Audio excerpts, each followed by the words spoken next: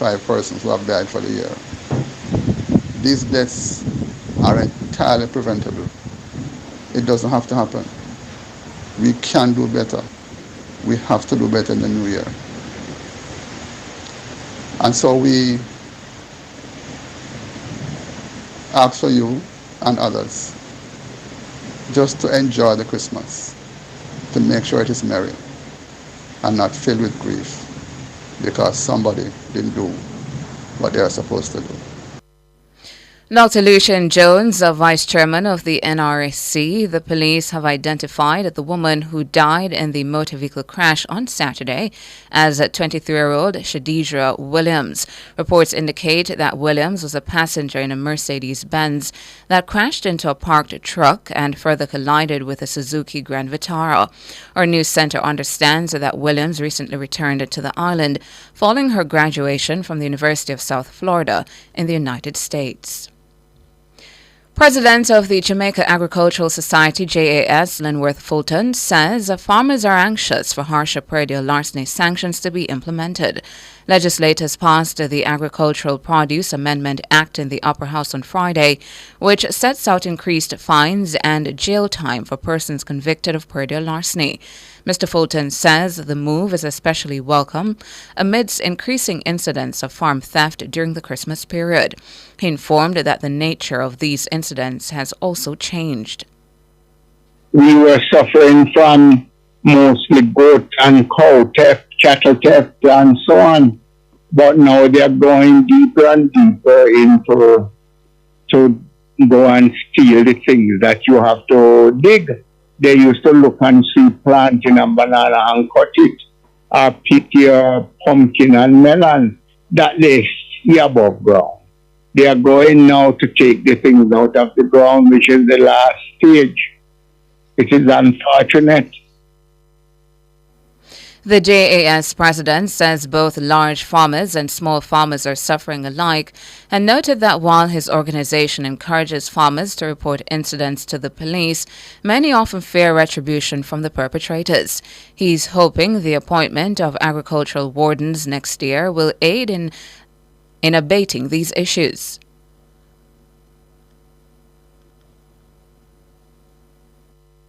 But the produce based on bad weather in the last half of this year would have limited the amount of vegetables and fruits and so on and ground provision that we would be able to supply to the hotel. Yes, they will benefit, but not as we hope they would have if it wasn't for bad weather. Lenworth Fulton, president of the Jamaica Agricultural Society. Meanwhile, Mr. Fulton says while he expects farmers to benefit from the winter tourist season, this year's overall tourism benefits have been limited by accessibility issues and the effects of bad weather. The produce based on bad weather in the last half of this year would have limited the amount of vegetables and fruits and so on and ground provision that we would be able to supply to the hotel. Yes, they will benefit, but not as we hope they would have if it wasn't for bad weather. He says some farmers may be excluded from benefiting by the current structure of the purveyor system, which requires farmers to sell produce to third parties who then sell to other entities. Mr. Fulton explained that many farmers may be unable to sell certain crops because they cannot make a breakthrough with the purveyors due to limited accessibility and general restrictions on selling to hotels directly. He says the third-party system is sensible in the context of the hotel industry, but likely needs to be re-evaluated to allow more farmers to be included. According to him, the marketing network aspect of the agricultural sector remains regrettably underdeveloped. We are not calling about the present system, we are calling about its reach and the accessibility of the purveyors which are privately owned business to our farmers. So we sincerely hope that we could have some discussion around that in the new year. Lenworth Fulton, JAS president. Now, Prime Minister Andrew Holness says the government is set to develop a legislation which will seek to enforce proper disposal and management of garbage across the island. The government will start to develop the legislation necessary for the enforcement of the separation of waste. Now, we have been working on waste separation for some time. There are some communities through various initiatives. I recall our development partners in the Japanese, in the World Bank and so forth, the Jamaica Social Investment Fund. They have started some specialized and specific programs with various communities to start the separation of waste in those communities. So we have done some pilot projects in the country before. The Prime Minister says several pilot waste separation projects have been implemented in communities island-wide with support from the Jamaica Social Investment Fund and the World Bank, among other partners. He says a budget allocation will be set aside for a public education campaign on waste disposal. The government can aid in this, and we will aid in this. We will be making a special budget allocation for a public education campaign to support the proper disposal of waste, in particular plastics, and that will be very much a line item in the next budget. Prime Minister Andrew Holness, he was speaking at the official opening of a recycling plant in Nagahead, St. Catherine. More than 270 million plastic bottles have been collected off the nation's streets over the past 12 months.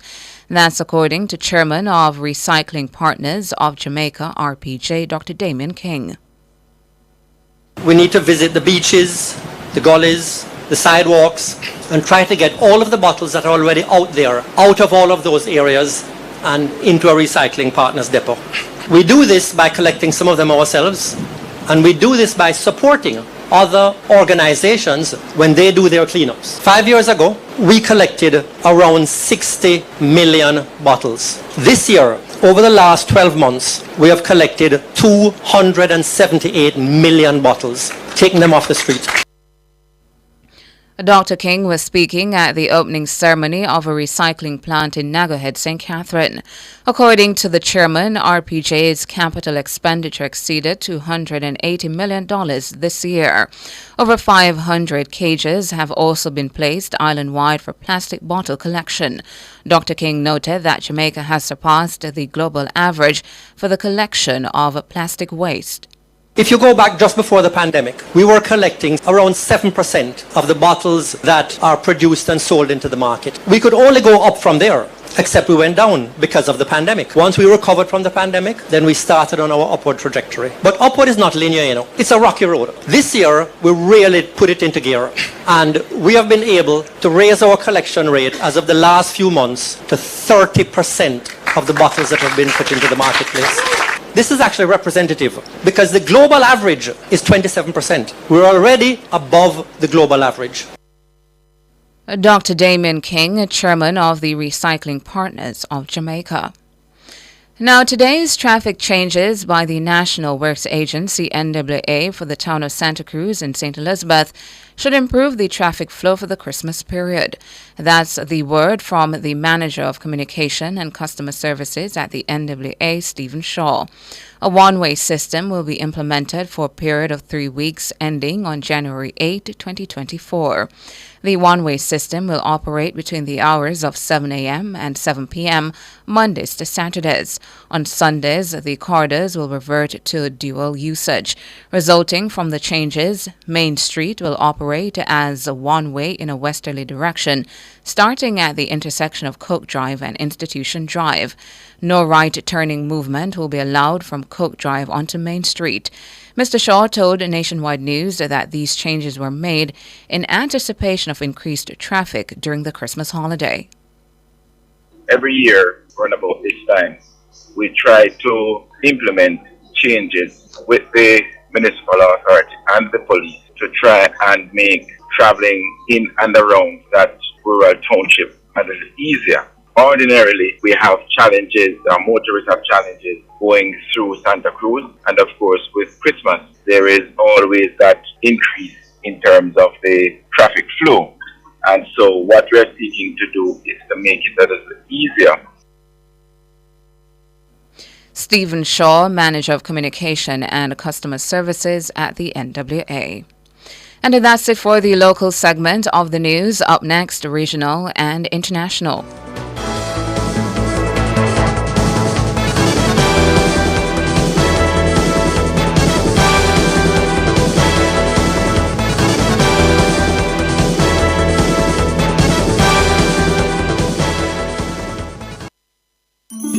ABC Electrical takes this opportunity to wish good health and prosperity to all their valued customers and contractors for their business.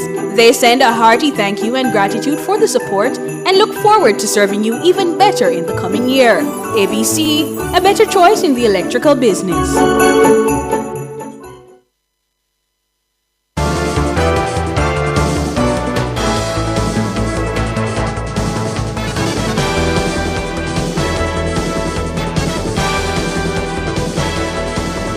In regional and international news this morning, regional news, several United States legislators are calling on the Biden administration to withdraw United States support for an armed foreign intervention in Haiti.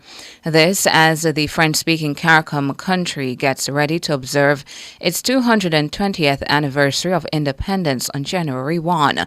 Congresswomen Yvette D. Clarke and Ayanna Pressley joined four other legislators in also urging Washington to encourage negotiations for a Haitian-led democratic political transition.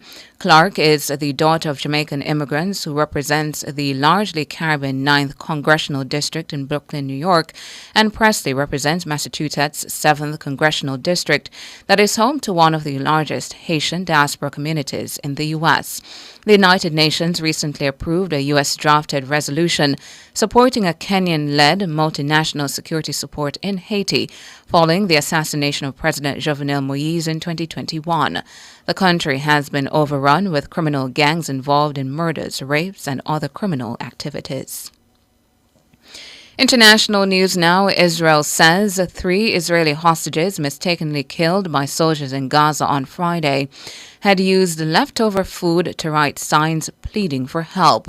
The men had been staying at the building next to where they were shot for some period of time. That's according to the Israel Defense Forces, IDF.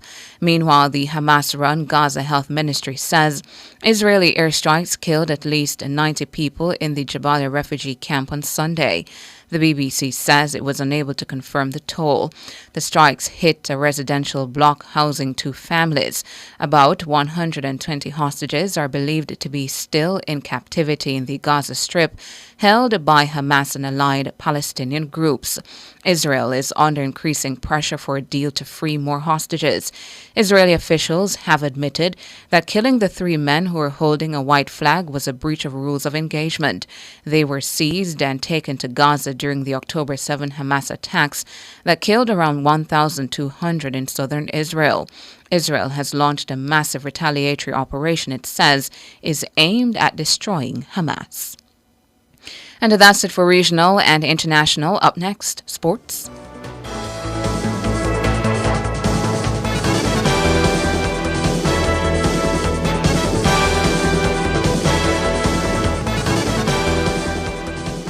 Do you or someone you know have a drug, drinking, or gambling problem? Mental health issues or COVID fatigue? Rise Life Management Services offers treatment, telephone counseling, and information 7 days a week from 8:30 a.m. to 12 midnight. Call us toll-free at 1-888-991-4146 and after 4:30 at 876-967-3779. All information will be treated confidentially. Rise, changing lives for the better. Jumpstart your fitness goals with Express Fitness. Sign up today and restart your fitness journey at an Express Fitness location near you. Enjoy safe, comfortable, and well-equipped gyms from 7 a.m. to 8 p.m. daily. Call 554-5180 for a full listing of our open locations. Express Fitness. Express Fitness. Your goal.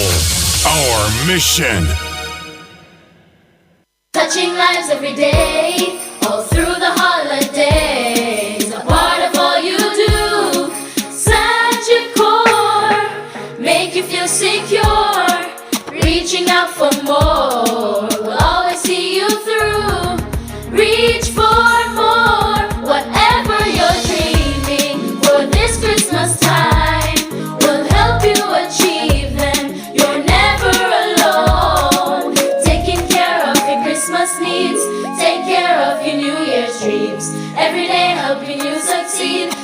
Sagicor means today's needs, tomorrow's dreams. Sagicor.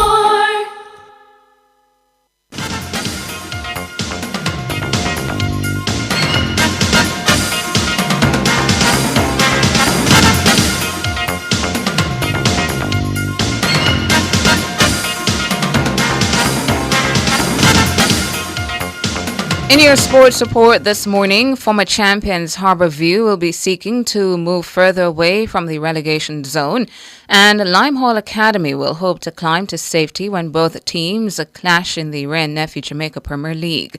The game is the first match of a double-header at the Stadium East Field this afternoon at 5. Harborview are ranked at 12th, while Limehall sits at 13th. Meanwhile, in the second match, Waterhouse takes on Treasure Beach. In yesterday's results, Tivoli Gardens clipped Malines United 1-0. Arnott Gardens beat Humber Lion 2-0. Dumbeholden edged Montego Bay United 2-1. Vere United beat Mount Pleasant United 2-0. And Portmore United beat Cavalier 1-0. Now, FIFA has announced the first 32-team Club World Cup from 2025 will be played in the United States from June 15 to July 13. The tournament will feature clubs from each of the 6 confederations, with Europe entering 12 teams. Chelsea, Real Madrid, and Manchester City have qualified automatically as the most recent Champions League winners in the 4-year cycle. Arsenal would also be entered if they win the Champions League this season. Bayern Munich, PSG, Inter Milan, Porto, and Benfica have also secured places in the tournament in 2025 via the coefficient pathway. FIFA President Gianni Infantino confirmed the news at a meeting in Saudi Arabia on Sunday. The revamped format will be played in the same slot where FIFA has previously held the Confederations Cup for international teams a year before the World Cup. Football's world governing body said the summer dates had been set to ensure the scheduling aligns with the international match calendar and to allow sufficient rest time before the start of the domestic seasons. The powerful European Clubs Association has backed the tournament, but Mahita Malango, head of the Professional Footballers Association, said FIFA's persistence to go ahead with the expansion shows a lack of concern for player welfare. In a statement, FIFPro, the World Players Union, said there was also a disregard for players' personal and family lives. Finally, in sports, Scott Jennings and Sami Depas retained their national titles in the male and female categories, respectively, at the recent National Powerlifting Championships. Jennings secured his position as the defending male champion for the 3rd consecutive year, adding the 2023 title to his impressive collection from 2021 and 2022. Depas, an undeniable powerhouse, mirrored Jennings' feat by securing her 3rd consecutive title as the defending female champion for 2021, 2022, and now 2023. The highlights of the championships occurred when Depas was crowned the top athlete overall, dethroning the 2-time overall champion Jennings. And that's it for your morning sports.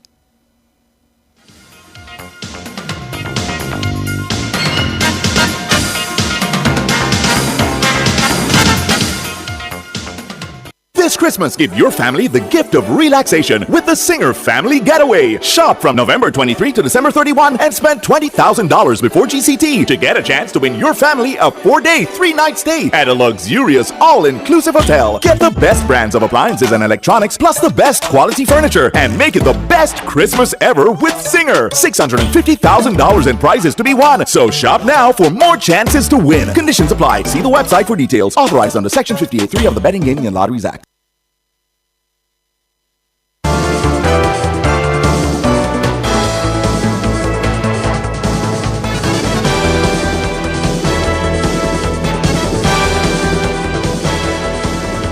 In business this morning, the Caribbean Information and Credit Rating Services Limited, CARICRIS, has given Cornerstone Financial Holdings Limited, CFHL, a positive rating of CAR BBB Plus with a stable outlook.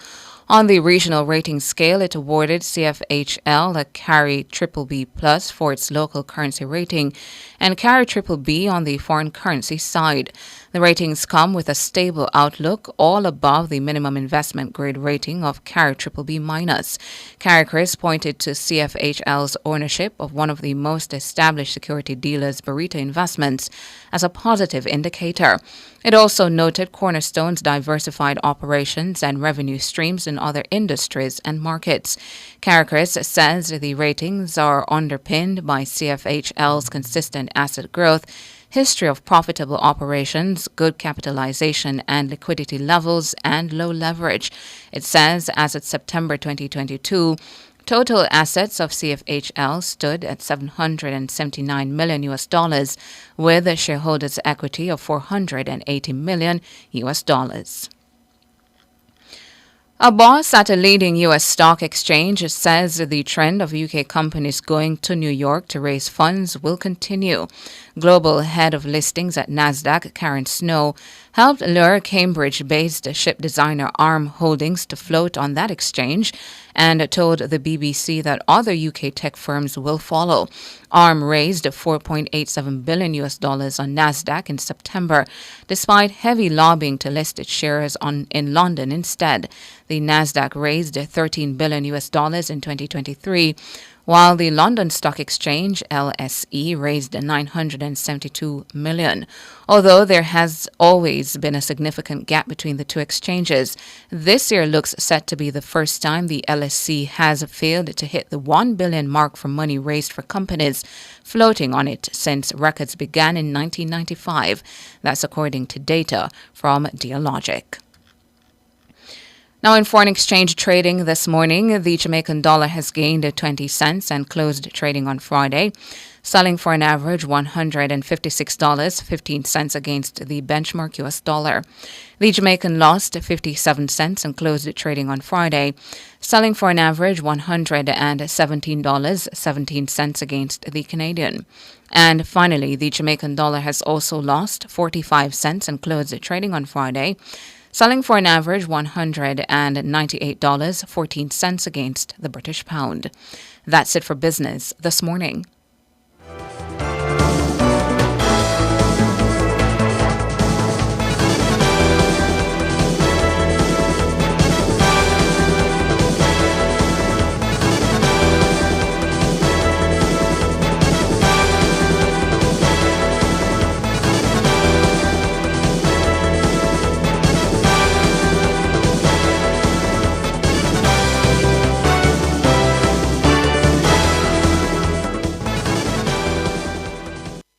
It's This Morning on Nationwide 90 FM. The time is 6:29. I earn hugs and rewards. I earn smiles and rewards. Whatever you get from giving your gifts this holiday season is made even better when you use your Sagicor Bank credit card, because you'll earn rewards on every dollar you spend. I earn. Dad, you're the best! Use your Sagicor Bank credit card to do all your holiday spending and earn the best rewards ever. Conditions apply. Enough power tool, big to small. Chakama figure dig the wall. Upper Total Tools. Lead back a figure trim the lawn. We have everything a job demand. Total Tools. We rent them, sell them and fix them all. So give Total Tools a call. When they say home improvement, landscape construction, or Total Tools are your option. Home improvement, landscape construction, Total Tools are your option. Total Tools located at 102 Main Street, Ocho Rios and 34 Slibe Road, Kingston. Call or visit us today. Have you ever been to a store and felt right at home? The minute you entered, you knew that's where you were meant to be. Picture it. The dedicated One staff greet you with a smile, show exceptional professionalism, and still make you feel like family. Everything is catered to you. You know you're getting the best, because to them, you're the best. That's the new Walters Pharmacy, 18 High Street, Black River. Call 965-2264 or 476-3939. The new Walters Pharmacy. Everything exceptional. Mosquitoes can spread diseases such as dengue fever. Common symptoms of dengue include fever, severe headache, pain behind the eyes, muscle pain, joint pain, skin rash, nausea, and vomiting. If you feel you have dengue fever, visit your doctor or health center, rest, drink lots of fluids, use only paracetamol for pain. Do not take aspirin or other painkillers. Protect yourself from dengue and other mosquito-borne diseases. A message from the Ministry of Health. This Christmas, give your family the gift of relaxation with the Singer Family Getaway. Shop from November 23 to December 31 and spend $20,000 before GCT to get a chance to win your family a 4-day, 3-night stay at a luxurious, all-inclusive hotel. Get the best brands of appliances and electronics, plus the best quality furniture, and make it the best Christmas ever with Singer. $650,000 in prizes to be won. So shop now for more chances to win. Conditions apply. See the website for details. Authorized under Section 58.3 of the Betting, Gaming, and Lotteries Act.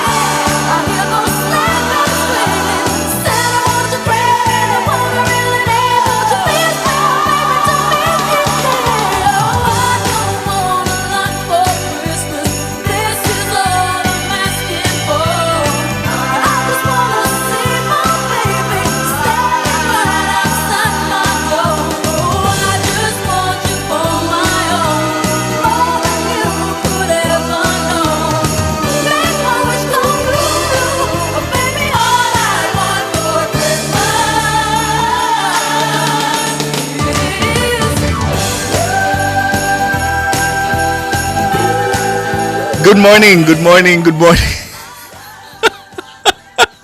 Tunnel. You like Chucky?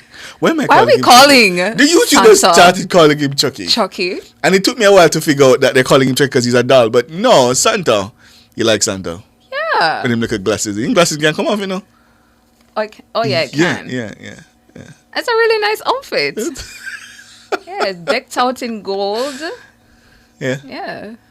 Yeah. I'm going to put back Santa. Okay. Yeah. They're going to complain, though. Good morning. Good morning to you. Thank you so much for joining us here on Nationwide this morning for the final stretch of the year. It's the week before Christmas. It is.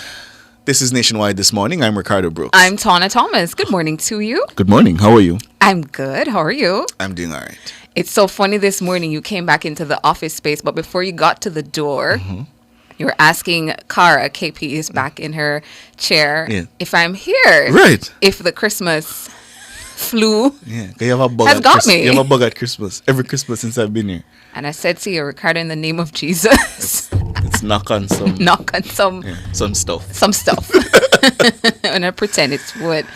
I will be fine this year. Yeah, it's the week before Christmas, and here I am. So let's hope it stays that way. You'll be fine. No flu. Carlene Smith says Santa ugly.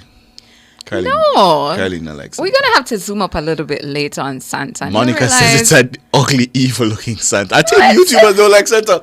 They cuss about it every morning. Them look like Chucky. And I don't see it. Maybe it's because they're not seeing that he's smiling. He's smiling, yeah. Because the beard was covering it. I would give you that Santa the cliff. Yeah. You should cherish her gift. Yeah. I'm going to put back Santa. Them call him Chucky. Yeah. And you are definitely the Grinch. Good morning, Mr. King. How are you, sir? Mr. King is working diligently, listeners, to get us back on the main YouTube channel and on Instagram. Yeah, he's going to stream on Instagram. He's over there working. We are streaming live on Instagram. Okay. Working diligently. V.S. Sainty says, Tana, I have one of those ugly Santas. And it's hidden all in our ottoman. And you commented to say it don't look good. Oh dear. Well, good morning to all our peeps joining us this morning on Instagram. Very, very happy to have you. We don't stream very often on that platform. So we're up live on Instagram this morning. So hello to you. I should do a roll call, Let me see who's over there. But good morning to you. Thank you so much for joining us. Yeah. Can I say and make an appeal this morning as we're now heading into the final stretch? Everybody who drives, yes, please, just it can wait. It can wait. You can go the speed limit. You can observe the rules of the roads as you did every other month. Well, most people of the year. You don't need to speed. You don't need to be reckless. You don't need to go behind the wheel when you know you've had too much to drink. Just please, the kind of carnage that we see in these images and videos, I don't want to see any more of them for this season. Yeah, please. Me too. Just please. Because nobody's saying you shouldn't go out and enjoy yourself. It's Christmas, it's the time to be festive. But if you're going to do so responsibly and ensure you have a dedicated driver, somebody who's not going to drink, or perhaps you could get the services of a cab driver who is going to come back and pick you up. For young people, perhaps a parent, a bigger brother or sister who can come back to pick you and your friends up. That works. Yeah? So you have somebody who is not impaired, who's not intoxicated, and they're able to traverse the roads carefully and get you home safely. We would love to see that every single person now who's hearing our voice, who's tuned in, who is looking forward to Christmas, that they'll make it to January 1. Yeah. They'll make it to 2024, and have an amazing new year. We don't need to lose any more lives on the roads. And for our bikers as well. Yeah, we don't want to see any more bikers who are acting a fool on the road, call it what it is. Acting dead, a fool. Yeah, acting a fool, and they're dead on the road, Ricardo, and they're missing limbs. You're seeing limbs way over in some bush somewhere and the rest of their body somewhere else. You know, it's really, really sad. And I'm just remembering as well, it was last Christmas too, I believe, that my cousin who's a biker died too. And it just makes me want to come back every time and say, please do not go out and drink and get on your motorcycle and be riding, because he was impaired and he hit into a tree and yeah, he suffered really, really horrible injuries, especially to his head, and he passed. And, you know, what strikes me is that time and time again we see these horrific injuries and, you know, these horrific crashes, and people don't change their behavior. Yeah. That is surprising to me, that you see the effect of it. You literally see the effect. It comes around on the cell phone, you see it on the socials, and you don't change your behavior. Is that a death wish? Good question. Yeah. So please, guys, take it easy on the roads. I see Joseph saying, let me just find the comment, stop running the red lights, for example. Oh, please. Yeah. Good one, Joseph. Please stop. You know, in Jamaica, when you're driving and it's your time to go, you have to pause. You must. You have to pause. You have to pause. Because there's always going to be a daredevil who thinks, you know, let me just beat it. Let me just beat it. Yeah. And amber doesn't mean beating it as well. Yeah. Yeah. So please, everybody, just make sure that this festive season, we don't see a lot of crashes. Yeah, I don't think we're off to a good start so far based on the things that I'm seeing. So let's be careful. Yeah, ABMs. That's the other topic of the Christmas. I am having a serious problem having to drive up and down around the corporate area to find an ABM either with money or one that's working. That was me yesterday. It's so interesting that you brought that up. I had to go to 3.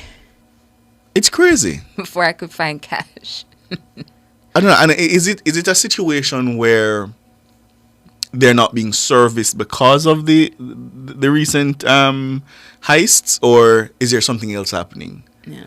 Well, whatever is happening, even the prominent ones, I go to it's because I'm saying sometimes maybe it's because, you know, some of them are a little bit more remote. I go to the prominent ones and them don't have the money there. I went to 2 prominent ones and I went to a remote one yesterday. So the first remote one I went to, no cash, and there were 2 ABMs there.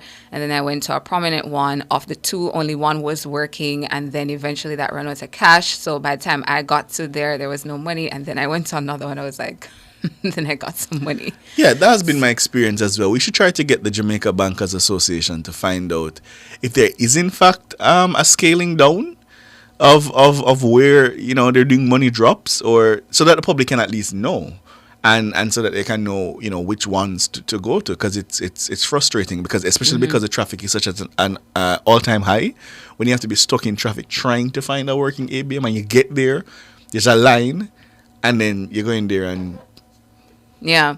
And it's the peak now where everybody wants cash. So it's important for this week as well to service as much as possible. Yeah. Because a lot of Jamaicans will be going to the ABMs, ATMs this week.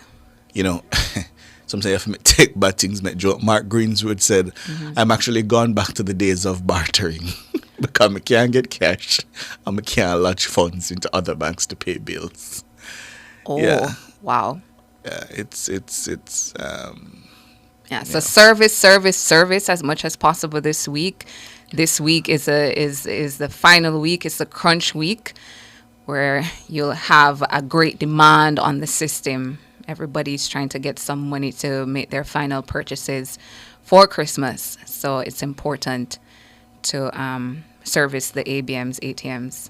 Whodunit says you have to be totally online, Ricardo and Tana. Pay all bills online. Yeah, that works, you know, up to a point until you get to the point of sale and you hear it not working.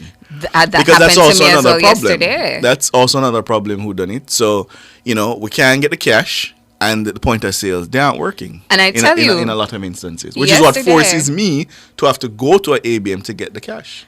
I went to pick up my laundry yesterday, and the point of sale wasn't working. So can you imagine now having to leave and go back on the road to try to find a working ABM and come back?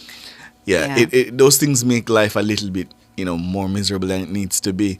I see Glaister Hall saying that we go to the ABM too often. We just draw for the month and budget yourself. First, no, not drawing that much cash at one time for the month. No. Yeah.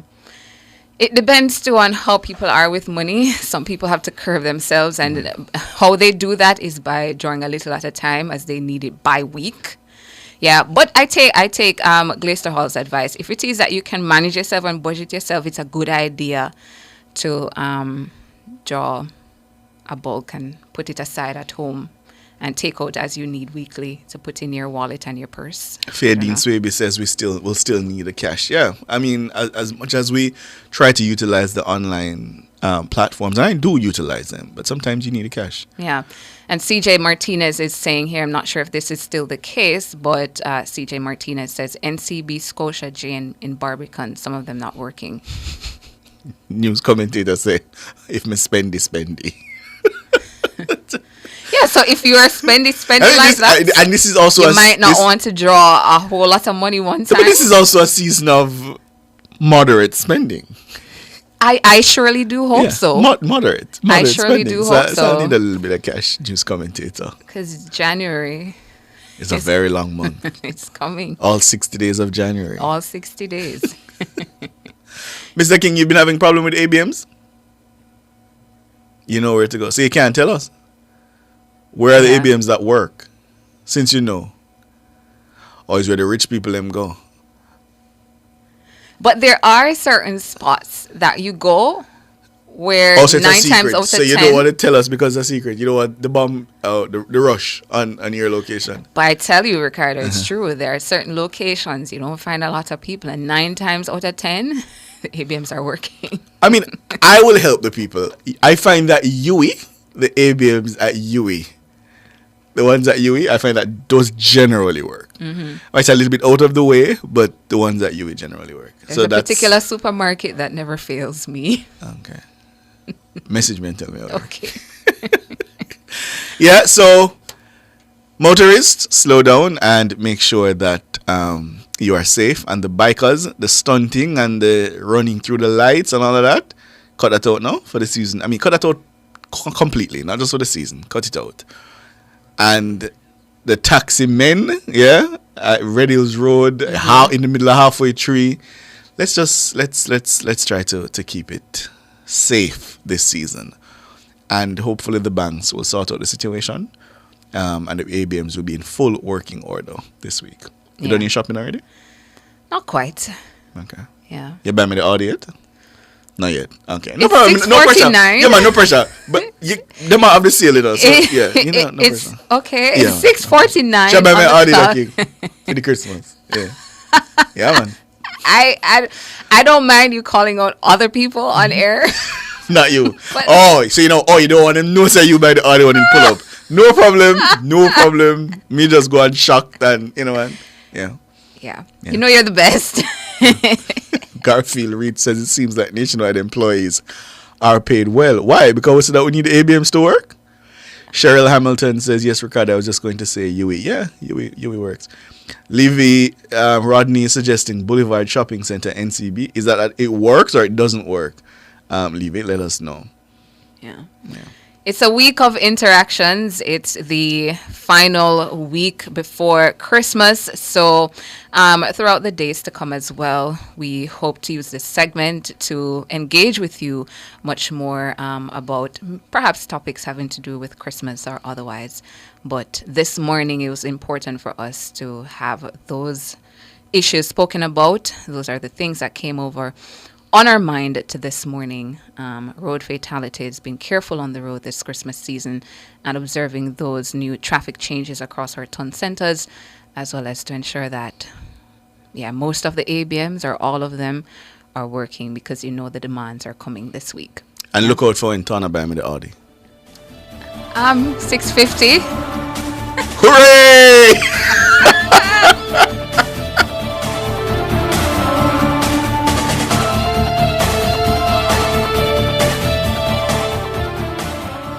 It's This Morning on Nationwide 90 FM. The time is... It's 10 minutes to 7. Christmas is on the way and bringing friends and family with it. I'm Jack, owner of Paradise Patio Furniture and Grills in Montego Bay. This year, entertain in style with a new patio or dining set and grill from Paradise Patio. We offer teak, aluminum, and wicker furniture, umbrellas too. Our high-quality American-made grills make a great gift, and we offer easy financing on everything. Buy today and enjoy tonight at Paradise Patio Furniture and Grills, Winter Village Mall, Montego Bay. Ladies and gentlemen, fasten your seatbelts. With the new JetBlue CIBC First Caribbean credit card, you're cleared for takeoff to a world of incredible benefits and perks. Use your card and earn up to 2 times True Blue points on everyday purchases. Get your first check back free and travel to your next vacation faster. Apply for the JetBlue CIBC First Caribbean credit card today at cibcfcib.com/JetBlue.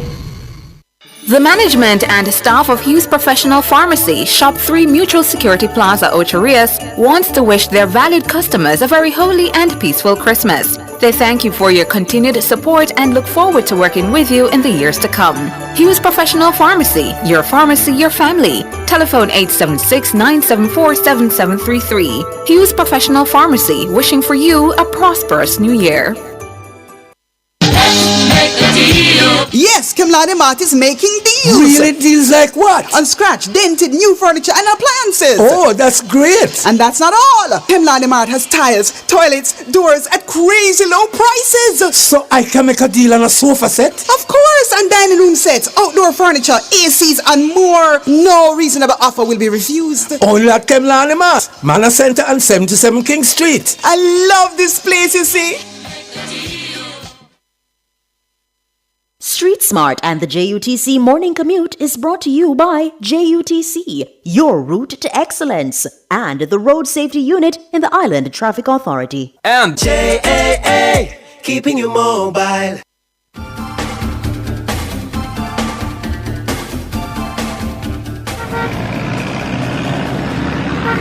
Time now to head to the streets for first update of the morning from Ludlow McLean. He has Street Smarts. Good morning, Ludlow. Morning, Ricardo. Morning, Tona. Hey to you, Ludlow. Right, the listeners multiply. Just a quick update. Well, this morning, early 5:30, it was really extremely busy, but no delays going on. Number of vehicles coming out of St. Catherine and then heading towards Mandela and then onto the boulevard, but it wasn't much. Right now, we don't have any delays at this particular point in time. And just to tell you that coming out of Portmore, if you're using the toll, Port Henderson Road, coming out of the 95 from the Ayrshire Road, heading towards Municipal Boulevard, it's all good.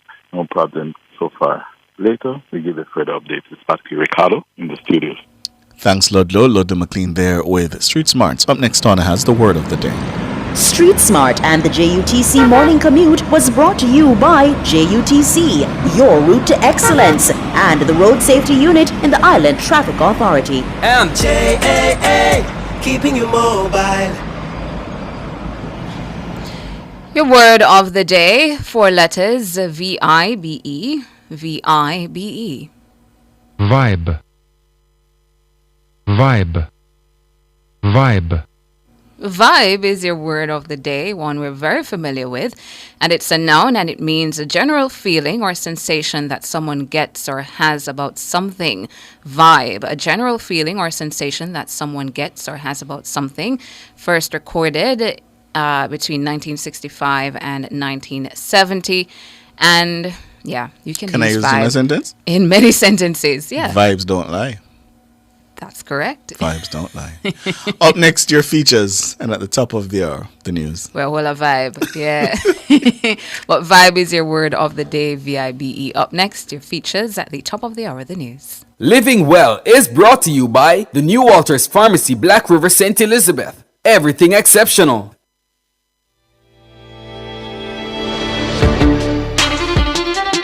On Living Well today, constipation. Constipation is one of those topics few like to talk about. If you've suffered from this problem, though, you know it can be both painful and frustrating. Almost everyone gets constipated at some time during his or her life. It affects approximately 2% of the population in most countries. Women and the elderly are more commonly affected. Though not usually serious, constipation can be a concern. Constipation occurs when bowel movements become difficult or less frequent. The normal length of time between bowel movements ranges widely from person to person. Some people have bowel movements 3 times a day, others only 1 or 2 times a week. Going longer than 3 days without a bowel movement is too long. After 3 days, the stool or feces become harder and more difficult to pass. You are considered constipated if you have 2 or more of the following for at least 3 months. Straining during a bowel movement more than 25% of the time. Hard stools more than 25% of the time. Incomplete evacuation more than 25% of the time. 2 or fewer bowel movements in a week. Constipation is usually caused by a disorder of bowel function rather than a structural problem. Common causes of constipation include inadequate water intake, inadequate fiber in the diet, a disruption of regular diet or routine, traveling, inadequate activity or exercise or immobility, eating large amounts of dairy products, stress, resisting the urge to have a bowel movement, which is sometimes the result of pain from hemorrhoids, overuse of laxatives, stimulant laxatives such as Senna or Senokot, which over time weaken the bowel muscles. There are several things you can do to prevent constipation. Among them, eat a well-balanced diet with plenty of fiber. Good sources of fiber are fruits, vegetables, legumes, and whole grain breads and cereals, especially bran. Fiber and water help the colon pass stool. Drink 1.5 to 2 quarts of water and other fluids a day, unless fluid restricted for another medical condition. Liquids that contain caffeine, such as coffee and soft drinks, seem to have a dehydrating effect and may need to be avoided until your bowel habits return to normal. Some people may need to avoid milk, as dairy products may be constipating for them. Exercise regularly. Move your bowels when you feel the urge. That's Living Well for today. Tune in next time for Shin Splints.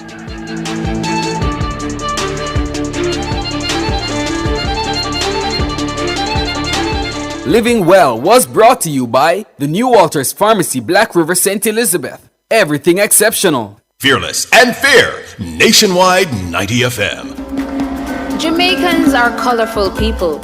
We make the best of the little we have, even at Christmas time. Season's greetings. I'm Tana, and on Lifestyle Pages today, a Jamaican Christmas menu. Arguably, the biggest nyammings on a Jamaican calendar is Christmas Day, with the most common spread of fancy offerings. Christmas is one of the few times people eat gungu rice and peas, because we want something different for holiday meals. Roast pork, baked chicken, and curry goat. It's customary for Jamaicans to have at least 2 kinds of meat on the table. Macaroni or pasta salad is a must-have, very creamy and delicious. Every Jamaican table has this one, fruit cake, otherwise called wine cake. And to wash all that down, have a cup of sorrel. Share the love this season. That was your Lifestyle Pages. I'm Tana.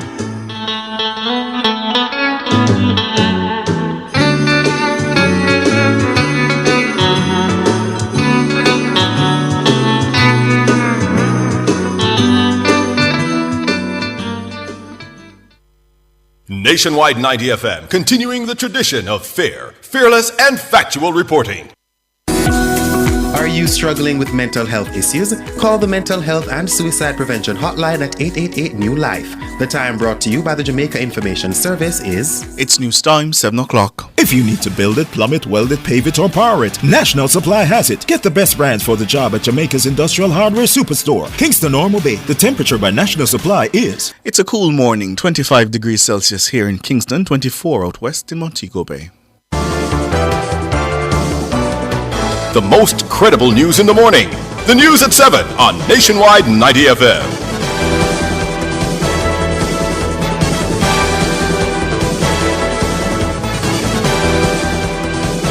A very good morning to you. I'm Ricardo Brooks. Coming up in the news at 7 for this morning, Monday, December 18, 2023. The police have seized the licensed firearm belonging to former West St. Mary MP Julian Silvera as probe into his wife's death intensifies. Vice Chairman of the National Road Safety Council says Saturday's fatal accident on Mandela Highway was completely preventable. Farmers said to be anxious for harsher predial larceny sanctions to be implemented. More than 270 million plastic bottles have been collected off the nation's streets over the past 12 months. In international news, Republican chairman in Florida suspended amid rape allegation. The details after the break.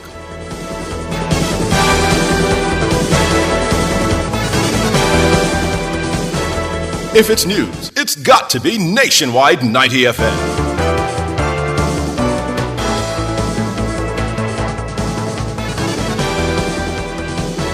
And now to the details. Nationwide News understands that a licensed firearm belonging to former West St. Mary Member of Parliament and Chairman of the People's National Party's Founders Group, Julian Silvera, has been seized by the police.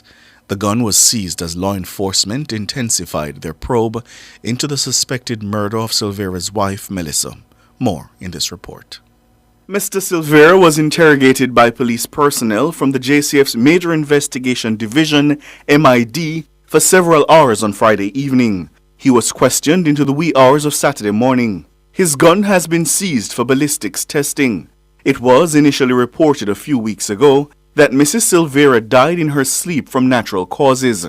However, Nationwide News disclosed on Friday that a post-mortem report revealed 3 gunshot entry wounds on her body and turned up bullet fragments. The police believe that Melissa was gunned down while she slept at the couple's home in Stony Hill, St. Andrew on November 10. A team of police personnel visited the house on the weekend and conducted forensic tests. However, Nationwide News understands that subsequent to the death of Mrs. Silvera, significant renovations were carried out on sections of the home. Tiles were reportedly replaced, and the bed in which Mrs. Silvera is believed to have spent her final moments was removed from the property, which has also been repainted. Mrs. Silvera died, leaving behind 3 young children. Mr. Silvera has hired one of the country's leading criminal defense attorneys, King's Counsel Peter Champagny, as the police intensify their investigation into his wife's murder. In a brief statement on Saturday, Casey Champagny told Nationwide News that he see no evidence to suggest at this time that his client is being treated as a suspect. Julian Silvera is reportedly denying wrongdoing. The death of Mrs. Silvera, who's the daughter of a well-known PMP activist, and the subsequent murder investigation are sending ripples through sections of the opposition PMP. Silvera has been active on the campaign trail in recent times with PMP President Mark Golding and is considered a key party operative in St. Mary. Ricardo Brooks for Nationwide News. The Vice Chairman of the National Road Safety Council, the NRSC, Dr. Lucian Jones, says Saturday's fatal accident on Mandela Highway was completely preventable. He says it should remind persons to exercise due care when using the nation's roadways. The tragic and entirely preventable death of that young woman on Saturday morning should serve as a reminder that we should be extremely careful on our roads. Not just at Christmas time, when many more people are traveling around. And many people are unfortunately driving under the influence of alcohol. But at all times. Dr. Lucian Jones, the Vice Chairman of the NRSC. The police have identified the woman who died in the motor vehicle crash on Saturday as 23-year-old Shandidra Williams. Reports indicate that Williams was a passenger in a Mercedes-Benz that crashed into a parked truck and further collided with a Suzuki Grand Vitara. Our news center understands that Williams recently returned to the island following her graduation from the University of South Florida in the United States. President of the Jamaica Agricultural Society, JAS, Lenworth Fulton, says farmers are anxious for harsher predial larceny sanctions to be implemented. Legislators passed the Agricultural Produce Amendment Act in the Upper House on Friday, which sets out increased fines and jail time for persons convicted of predial larceny. Mr. Fulton says the move is especially welcomed amidst increasing reports of farm theft during the Christmas period. He informed that the nature of these incidents has also changed. We were suffering from mostly goat and cow theft, cattle theft, and so on.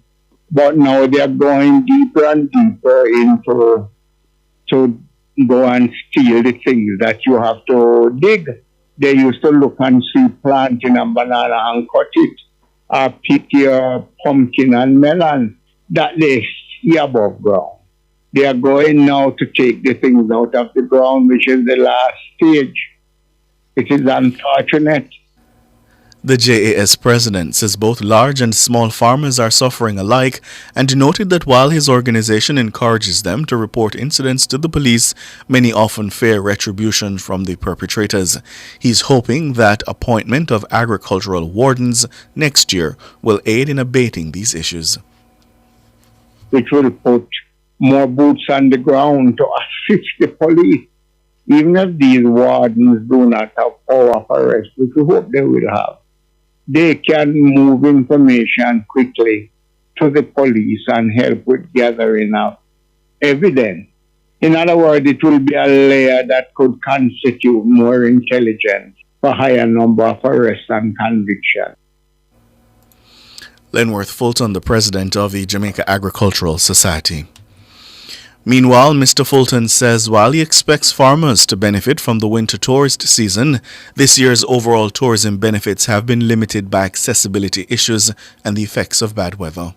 But the produce based on bad weather in the last half of this year would have limited the amount of vegetables and fruits and so on and ground provision that we would be able to supply to the hotel. Yes, they will benefit, but not as we hope they would have if it wasn't for bad weather. He says some farmers may be excluded from benefiting by the current structure of the purveyor system, which requires farmers to sell produce to third parties who then sell to other entities. Mr. Fulton explained that many farmers may be unable to sell certain crops because they cannot make a breakthrough with the purveyors due to limited accessibility and general restrictions on selling to hotels directly. He says the third-party system is sensible in the context of the hotel industry, but likely needs to be reevaluated to allow more farmers to be included. According to him, the marketing network aspect of the agricultural sector remains regrettably underdeveloped. We are not calling about the present system, we are calling about its reach and the accessibility of the purveyors which are privately owned business to our farmers. So we sincerely hope that we could have some discussion around that in the new year. Lenworth Fulton, the JS president. Prime Minister Andrew Holness says the government is set to develop a legislation which will seek to enforce proper disposal and management of garbage across the island. The government will start to develop the legislation necessary for the enforcement of the separation of waste. Now, we have been working on waste separation for some time. There are some communities through various initiatives. I recall our development partners in the Japanese, in the World Bank and so forth, the Jamaica Social Investment Fund. They have started some specialized and specific programs with various communities to start the separation of waste in those communities. So we have done some pilot projects in the country before. The Prime Minister says several pilot waste separation projects have been implemented in communities island-wide with support from the Jamaica Social Investment Fund and World Bank, among other partners. He says a budget allocation will be set aside for a public education campaign on waste disposal. The government can aid in this, and we will aid in this. We will be making a special budget allocation for a public education campaign to support the proper disposal of waste, in particular plastics, and that will be very much a line item in the next budget. Prime Minister Andrew Holness. He was speaking at the official opening of a recycling plant in Nagohead, St. Catherine. More than 270 million plastic bottles have been collected off the nation's streets over the last 12 months. That's according to Chairman of Recycling Partners of Jamaica, Dr. Damien King. We need to visit the beaches, the gullies, the sidewalks, and try to get all of the bottles that are already out there, out of all of those areas and into a Recycling Partners depot. We do this by collecting some of them ourselves, and we do this by supporting other organizations when they do their cleanups. 5 years ago, we collected around 60 million bottles. This year, over the last 12 months, we have collected 278 million bottles, taking them off the street. Dr. King was speaking at the opening ceremony of a recycling plant in Nagohead, St. Catherine. According to the chairman, the RPJ's capital expenditure exceeded $280 million this year. Over 500 cages have also been placed island-wide for plastic bottle collection. Dr. King noted that Jamaica has surpassed the global average for the collection of plastic waste. If you go back just before the pandemic, we were collecting around 7% of the bottles that are produced and sold into the market. We could only go up from there, except we went down because of the pandemic. Once we recovered from the pandemic, then we started on our upward trajectory. But upward is not linear, you know. It's a rocky road. This year, we really put it into gear. And we have been able to raise our collection rate as of the last few months to 30% of the bottles that have been put into the marketplace.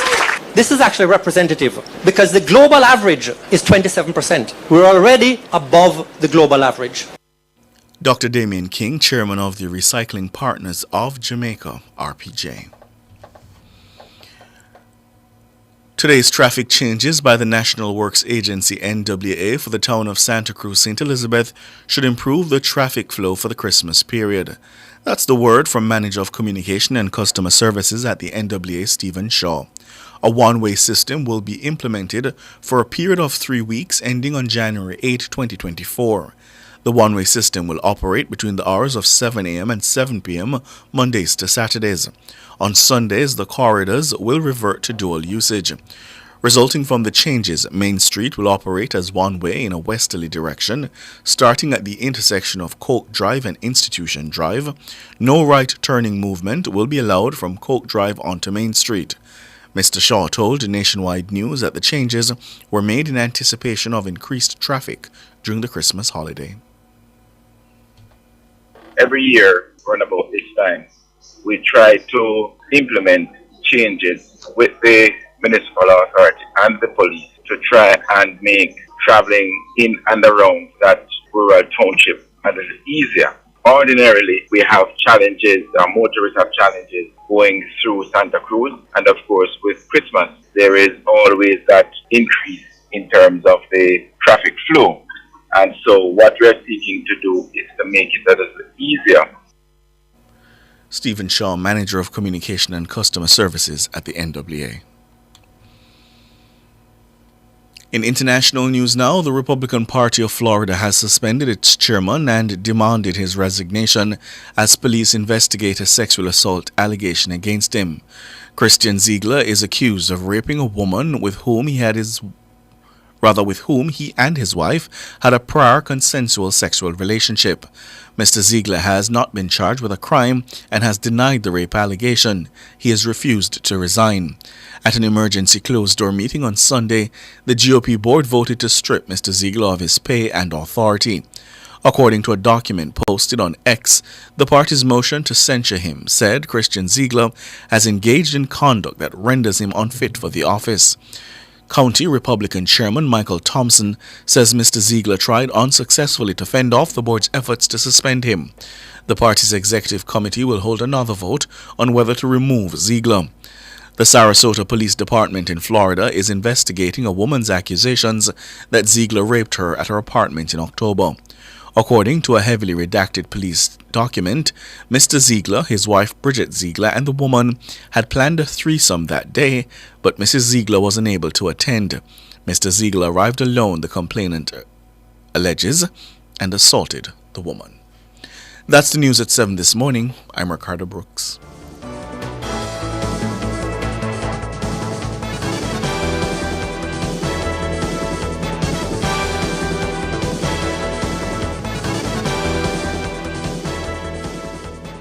Sign up for the JN Money Card. It's safe, convenient, and free.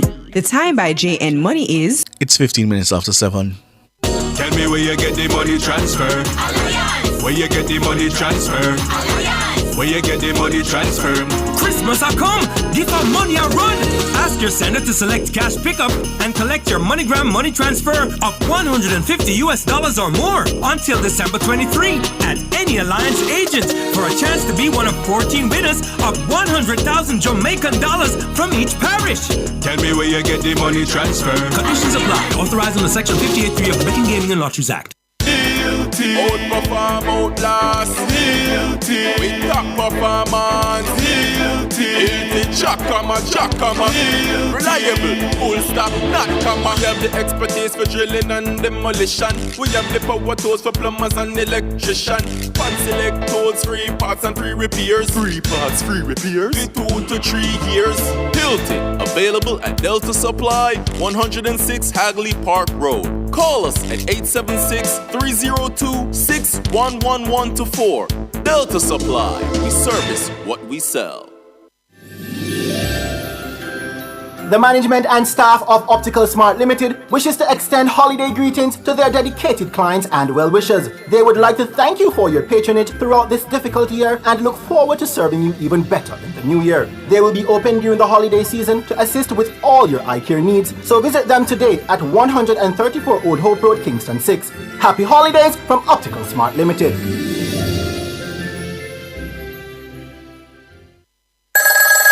Missing persons, may I help you? Yes, my wife is missing. Where did you last see her? In Kemlani Mart. They have huge savings on living room, dining room, bedroom sets. Really? And that's not all. There are doors, toilets, tiles, low prices on TVs, fridges, stoves, and more. Is your credit card missing, sir? Yes, how you know? She's still in Kemlani Mart, sir. Go check. Okay. I love this place, you see. Hello, I found her. Kemlani Mart, you will never want to leave. Street Smart and the JUTC Morning Commute is brought to you by JUTC, your route to excellence, and the Road Safety Unit in the Island Traffic Authority. And JAA, keeping you mobile.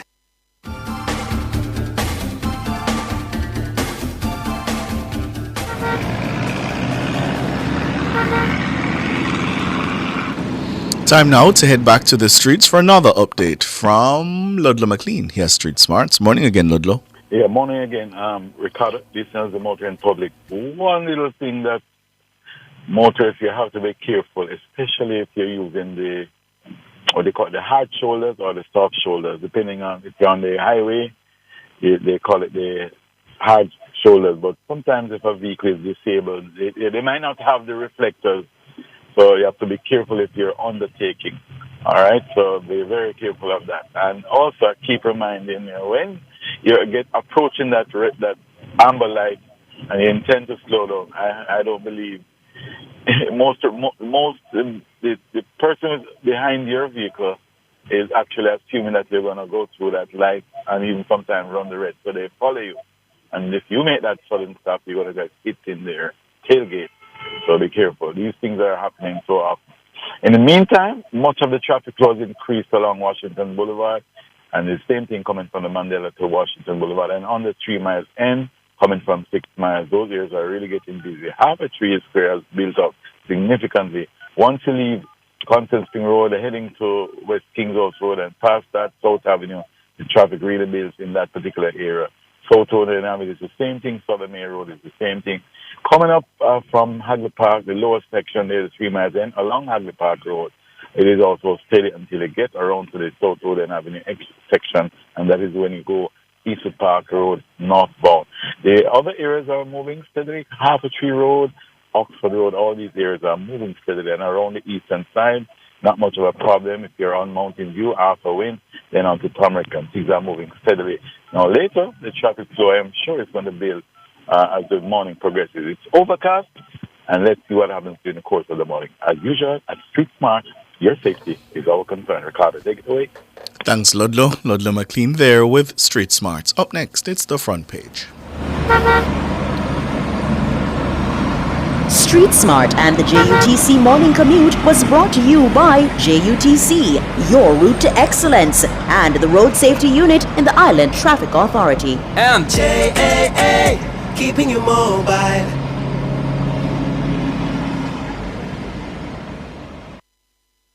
Front Page is brought to you today by ABC Electrical Sales, for a better choice in the electrical business. ABC Electrical takes this opportunity to wish good health and prosperity to all their valued customers and contractors for their business. They send a hearty thank you and gratitude for the support and look forward to serving you even better in the coming year. ABC, a better choice in the electrical business.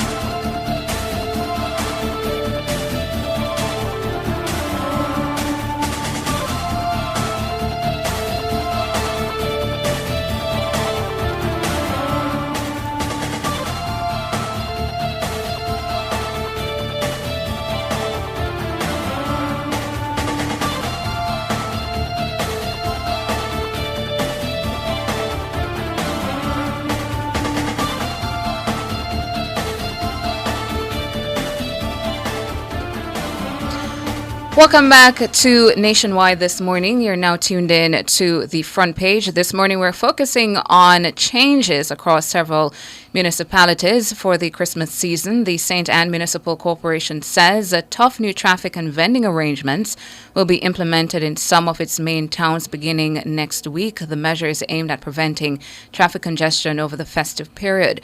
Chairman of the Council and Mayor of St. Anne's Bay, Sidney Stewart, says in Brownstown, no parking will be allowed along most of the roadways that lead into the town. While speaking at the corporation's monthly meeting last Wednesday, Mayor Stewart advised that the clamping of vehicles will be introduced for the first time.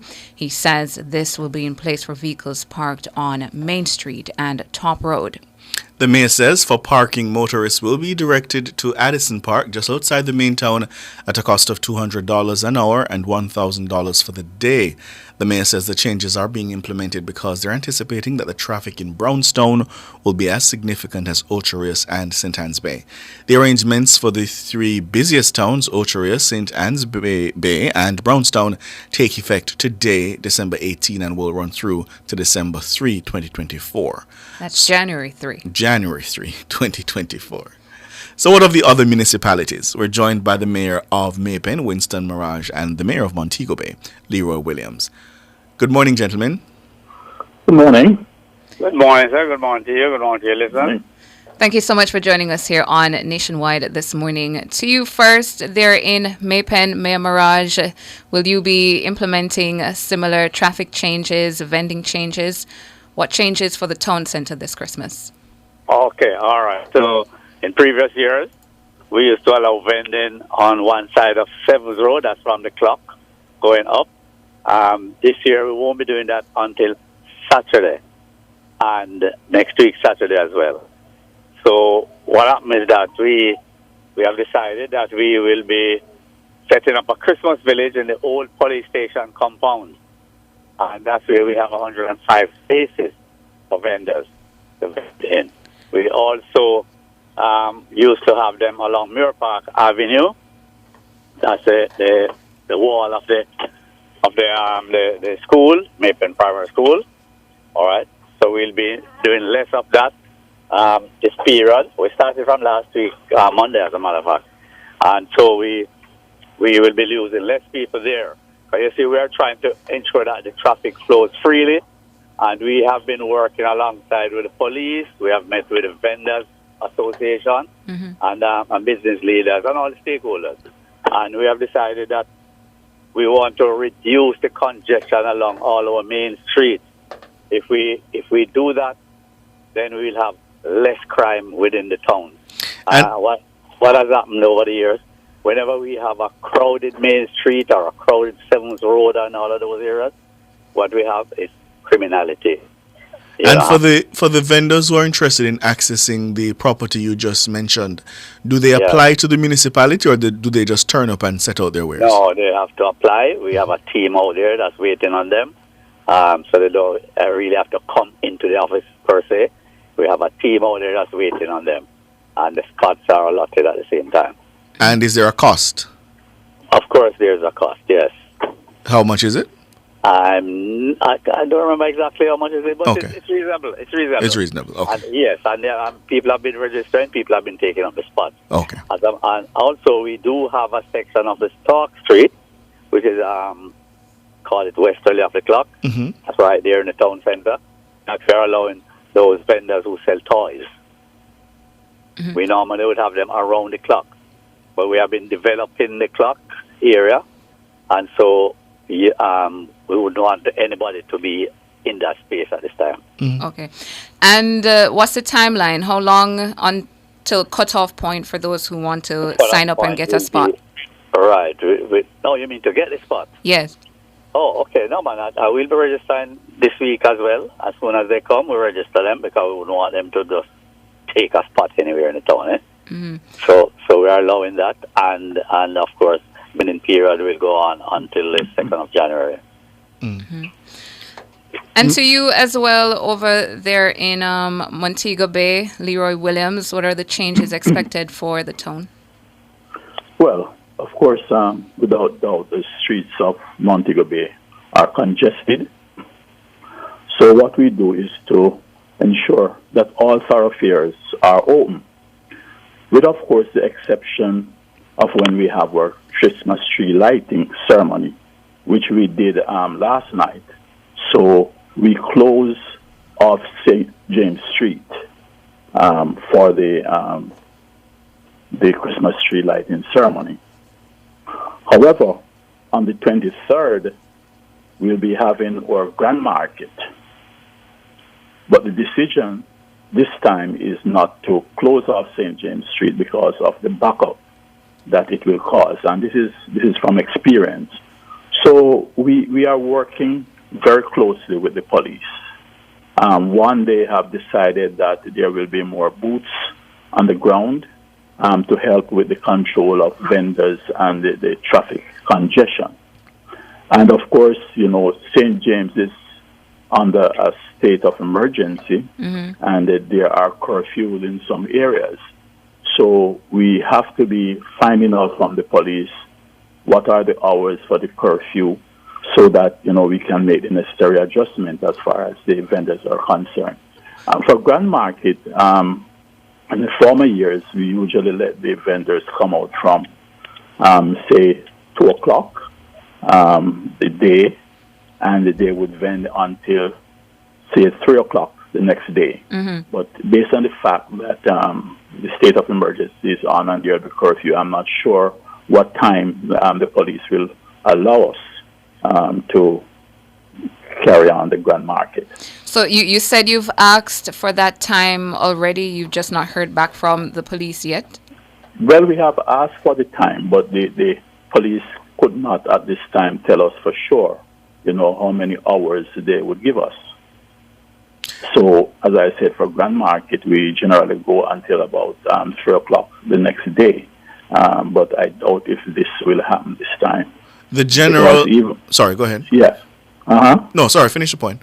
Right, so even for our tree lighting ceremony last night, we wanted to go beyond, say, 10 o'clock.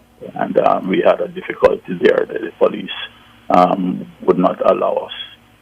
The general curfew time under the SOE is what time? 10 o'clock or 8 o'clock? It's 8 o'clock. It's 8. Okay. We're up on the break. Let's take the break and come back. Mayor Mirage, you're also faced with this similar challenge regarding the state of emergency. Yes. All right, so let's take the break and we find out how that's affecting you. We're speaking to the mayors of May Pen and Montego Bay, Winston Mirage and Leroy Williams.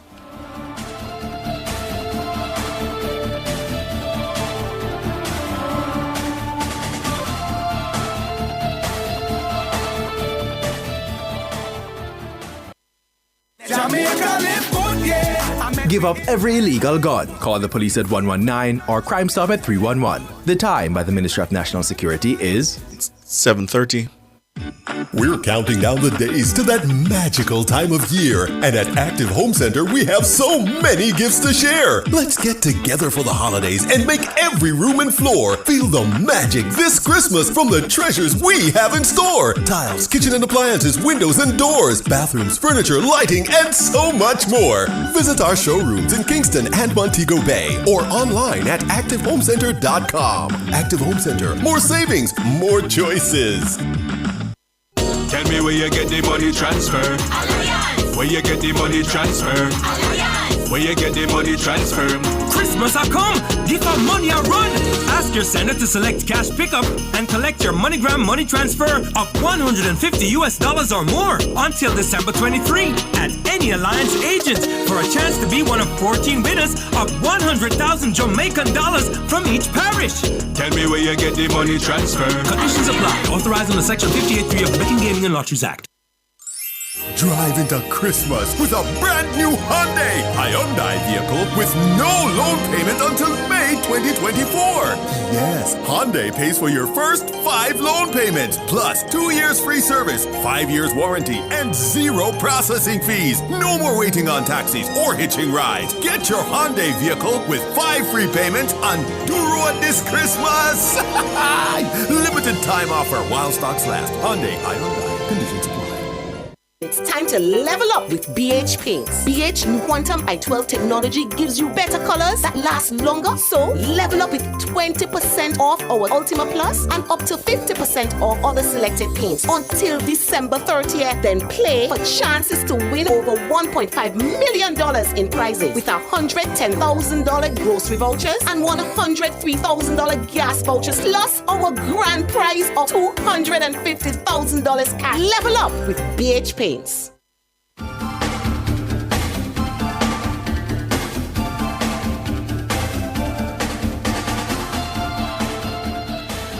Welcome back to Nationwide this morning. You're still tuned in to the front page. Our focus, municipality changes for the Christmas season on the line. Mayor of Mapen, Winston Mirage, Mayor of Montego Bay, Leroy Williams.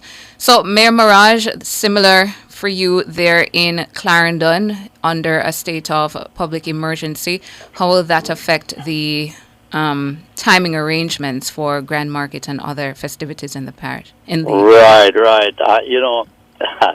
I'm really sorry, but I was with the police last night, and I didn't remember to ask him about what time we're going to close out. But I did see something that says either 10 or 12 thereabouts. But I do hope that they will facilitate, the vendors out there, because, that's when they get much bulk of their sales, Mm-hmm. Is it that you will be making an appeal on behalf of the vendors for an extended time? Definitely. I'll try and get this over as soon as we get off this program. Mm-hmm. And normally, annually, what time does Grand Market close off? What's the time that you give? We normally go all the way up to 2 o'clock, and we allow them as much latitude as possible, because we understand the situation, Mm-hmm. Right, it costs a lot to lay out their money, to purchase all of these things. So we allow them to get their sales. Mm-hmm. And for example, over in St. Anne, that the mayor of St. Anne's Bay is saying that for the first time they'll be introducing the clamping of vehicles where they're not supposed to be parked based on their arrangements for the Christmas season in the town center. For you, Mayor Mirage, will similar arrangements be put in place for Mapen? Yeah, right. Well, we have been clamping vehicles, over a period of time now. Of course, with congestion, and we can't allow parking to be anywhere. Right now, within the town of Mapen, we have a committee that we had set up like a year ago to look at a new one-way system. And so we're actively working on that. We have started meeting with the taxi associations. I've indicated to one set already, and we intend to meet with the others as soon as January sets in. And then we'll be implementing this one-way system in the town of Mapen because we are really overcrowded right now. Mm-hmm. So tell us now for the Christmas season, where if motorists park there, their vehicle will possibly be clamped? Well, if they park along Muir Park Avenue, they will be clamped. If they park along Sevens Road illegally, they will be clamped. The Main Street, it has always been a no parking area as well.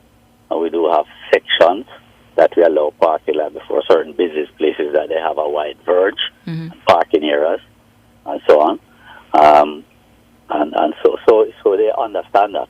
Manchester Avenue as well, Chapelton Road as well, wherever we have the narrowing or the yellow lines, we have painted the curb walls, so they see the difference between the parking areas and the no parking areas.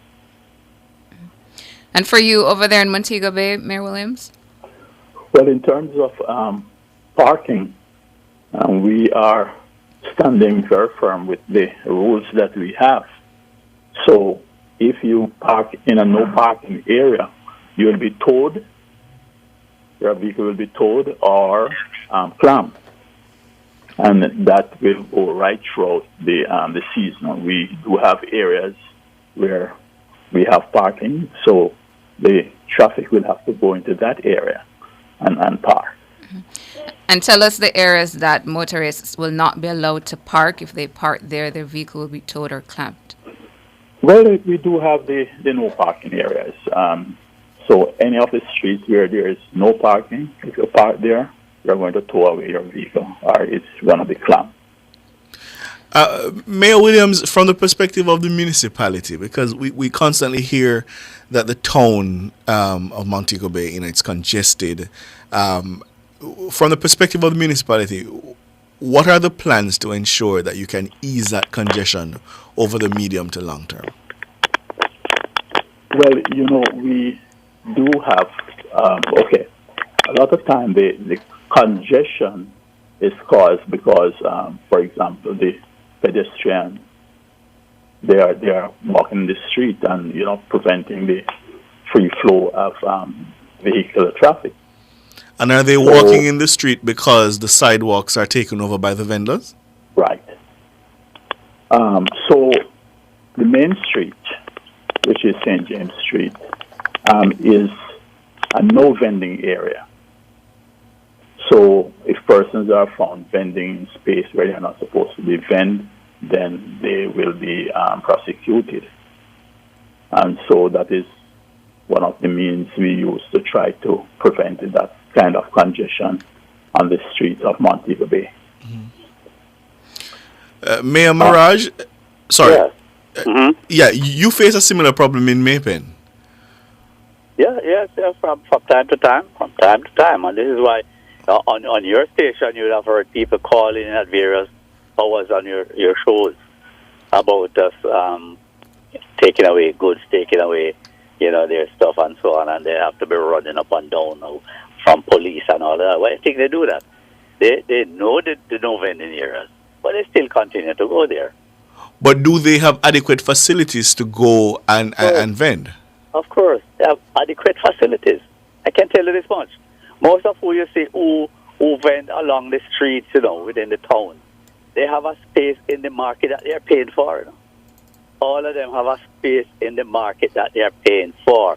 But everybody just seems to think that the nearer they go to the shop, the more sales they'll get. That's the situation we face. Every single one of them, if they show you a receipt, I'm a paid up vendor, see my receipt here, you look at what the receipt says. Market, number 123, number . Every single one of them have a space in the market, and that's where they were originally. And for those who don't know Maypen well, is the market situated in a central location where consumers can easily access it? Of course. The market has been there from this one that we have here now at Muir Park has been there from 1981. This market has been there. And everybody knows where the market is situated. And your market is one of the ones that have the constant challenges in terms of it not being fit for people to occupy it, Mayor, or it's up to scratch? No. I can give you a tour of the market. You can look at it. The compound is properly paved with asphaltic concrete, everybody call it. Barber Green, are there? Right, and that sort of thing. And we just did some work on the roof again. Because, whenever it rains, people complain. And so we just repaired the roof 6 years ago, and we did some more work on the roof again last month. Yeah. And based on, just before coming to you as well, Mayor Williams, based on your assessment now, Mayor Maraj, has the commercial district, the commercial community outgrown the space that it's in now in Maypen? I would not say it has outgrown the space, because half of the market is still empty. Yeah, so I can't say that. I can't agree to that. And what for you, Leroy Williams, over there in Mobay? In Montego Bay, we have designated streets for vending. The exception here is St. James Street. The exception is St. James Street. So it's zero tolerance as far as St. James Street is concerned. However, on the 23rd, when we have Grand Market, we will allow the vendors to vend on St. James Street. Even though the street will be open for vehicular traffic, we will allow them to vend. But as soon as Grand Market is over, it goes back to normal, where they are confined to the designated streets. Of course, we do have challenges with the itinerant vendors. Yes, we do have challenges with the itinerant vendors, but the enforcement aspects of things will have to deal with that. We now have joining us the Mayor of St. Anne's Bay, Sidney Stewart. Morning, Mayor. Morning to you. How are you, sir? Doing very well. How are you? Morning to my colleagues. Miraj. Morning. And William. Yes, morning. Morning. How are you doing? All right, so you've announced, Mayor Stewart, a raft of new changes that are going to take effect starting today and run through to January 3, 2024. What are your stakeholders saying about these anticipated changes? We have had collective meetings with most, if not all, the agencies and some of the business people around.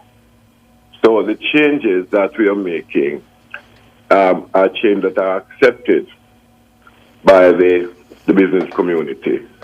Certainly we met with the Chamber of Commerce, the police, the solid waste, NWA, all of these were involved in our discussion.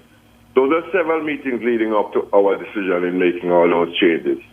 Of course, we have not made a lot of changes this year either, except for Orchard, where we have implemented now 2 new things, because on Newlyn Street and the Castor Drive, we are not going to be allowing any vending at all. And we have had some consultation with the vending community too, leading up to that. And then there is a no right turn somewhere in Orchard where Pablo's is located, take you back onto the main. So those are the 3 things that we are inserting in Orchard. We have made no changes in St. Anne's Bay, but for Brownstown we made one change where we're not going to be allowing any vehicle at all to go beyond the sign that diversity chapter, except for people who have established, erected business, and they will use their own parking. And the reason for this is that certainly we allow the street to all the vendors and the customers and everyone that comes in for a period, and we are trying to avoid accidents, because we heard about some near misses. So we're not going to be allowing the vehicles down in that section of the town. So even if you're a vendor for a night or 2, we have designated parking. You have to park there and take your wares to the location that the municipality is allowing you to operate. And if you do that, if you violate the decision taken by the municipality, then your vehicles are going to be clamped, and you can only be released at a cost of $2,500 that you're going to be paying at the market office if you commit that infringement. And have you been assured, Mayor Stewart, that there will be enough security personnel to enforce these changes?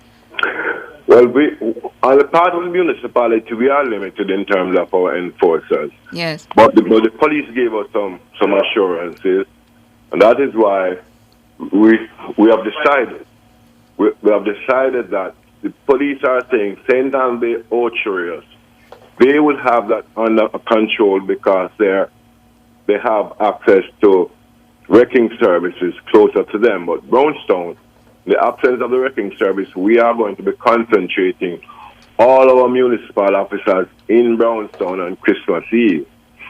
So you're not going to see evidence of our enforcers in Ocherius or St. Ann Bay, but you're going to see them in full numbers in Brownstown because the police, based on our agreement and our working relationship, will be taking care of Ocherius and St. Ann Bay totally. And they have mechanism to deal with that in terms of wrecking service.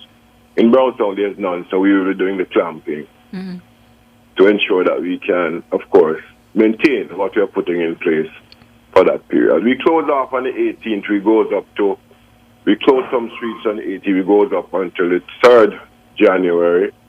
That has been advertised. The entire public is aware. So if you're going into Trelawney, they don't need to go into the town if you're not doing business. If you're going into town, your park has a designated spot you walk in, but you can take the lower section of Brownstown, you exit at Stand Pass to go down. So if you're going to Alexandria, you turn left, you go to Addison Park, you go into Alexandria. And so we are hoping, praying, municipality has prepared all the requisite signs. Those signs will be handed over to the police, who will be totally in charge in terms of the directions and the information given to the public on that evening. Gentlemen, we're up on the second break. After the break, we're going to ask you to take off the mayor's hat and put on the pure politician hat, because as you are busy preparing for the Christmas season, we know that you have another engagement that's coming in just a matter of weeks, and we want to get a sense of whether you think that after that engagement you'll still have your jobs as mayor of these towns. We take the break and come back with more.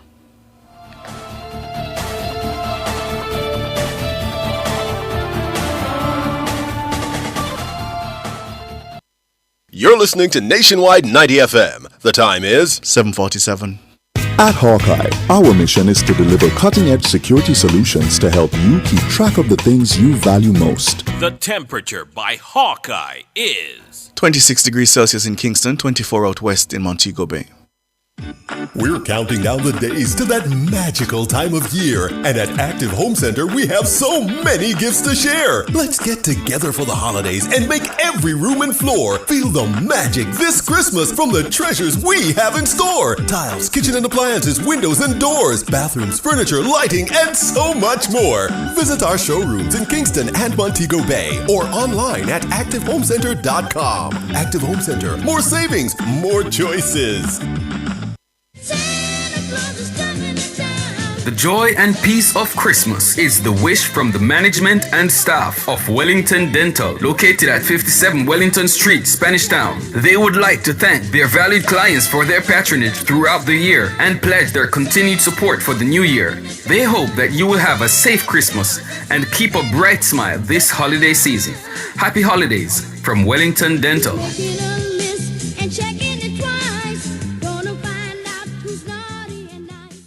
Let the countdown begin! Beat the clock, hurry up and go buy a Suzuki Tic-Tac. Purchase a Suzuki Vitara, Grand Vitara or XL7 from now to December 22, 2023 from as low as $52,000 monthly. And drive into the festive season with 5 years warranty, free vehicle tracking and free servicing. Act fast and beat the clock for this offer. Available until December 22, 2023 or while stocks last. Only at Stewart's Automotive Group, South Camp Road, Kingston and Iron Shore Bay. Everything must go! We're open Saturday, December 2nd, 9th and 16th. Conditions apply. Refrain from overloading your extension cords. This may cause a fire. This Christmas safety tip is brought to you by the Ministry of National Security.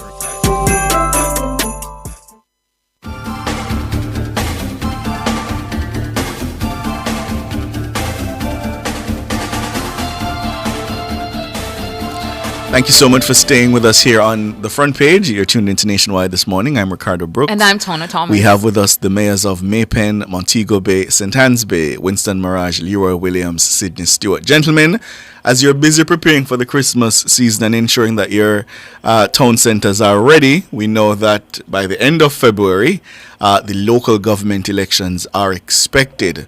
And I'm sure a lot of voters will be looking to say whether you all have done a good enough job as mayor to ensure that your party retains those municipalities. Let's start in May Pen. Winston Mirage, your assessment of your time in office. You've done enough to ensure that the party will hold on to that municipality? Of course, definitely. We have always been working in May Pen, man, for the last 7 years. It's nothing but development. We continue the development process of the municipality. And, of course, I know the public has seen it. And so I don't see where, we'll face a situation where there's a change. Are you going to increase the seat count or it stays as it is? We are working on increasing, whether by about 1 or 2, but we're working on increasing the seat count. Okay. Mayor Williams, over there in Montego Bay, what's the situation? Yes, I can tell you that the St. James Municipal Corporation believes in good governance, and we have been practicing that. And if you come to Montego Bay, you can see the difference, the development, the infrastructure. Right? So I'm confident that... I'm sorry, Mayor Stewart?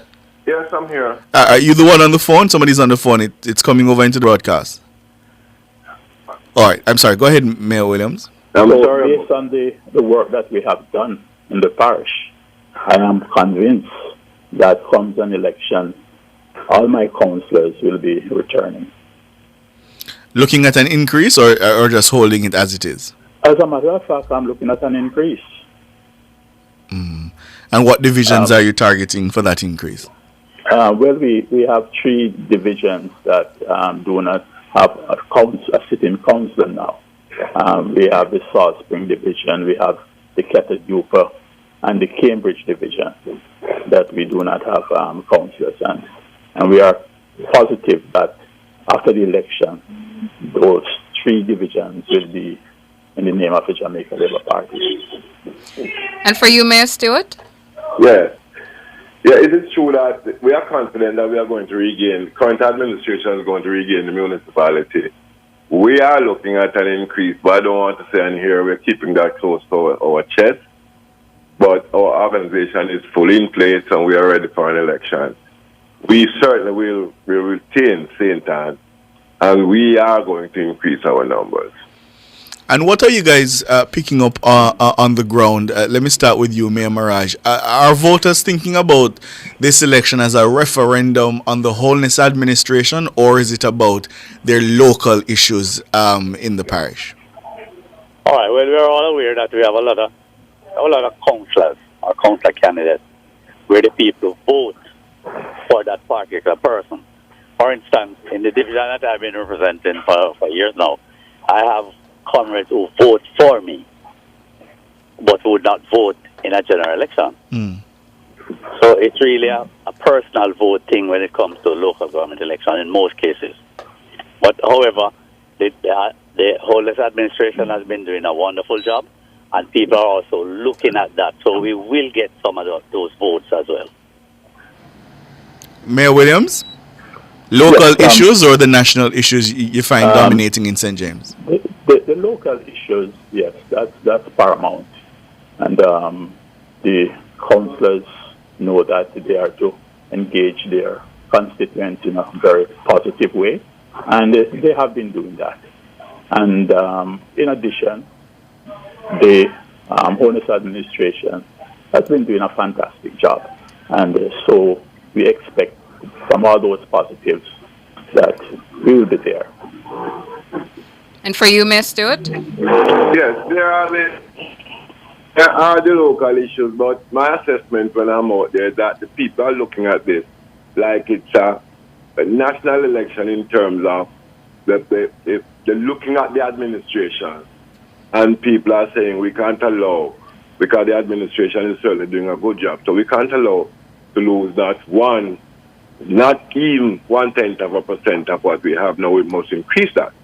So even while local representatives are doing a very good job, people are not just looking at this as a local government election. People are looking at it as also, a start to the general election. So the people are energized, and they are going to be going out there and voting on national issues. All right.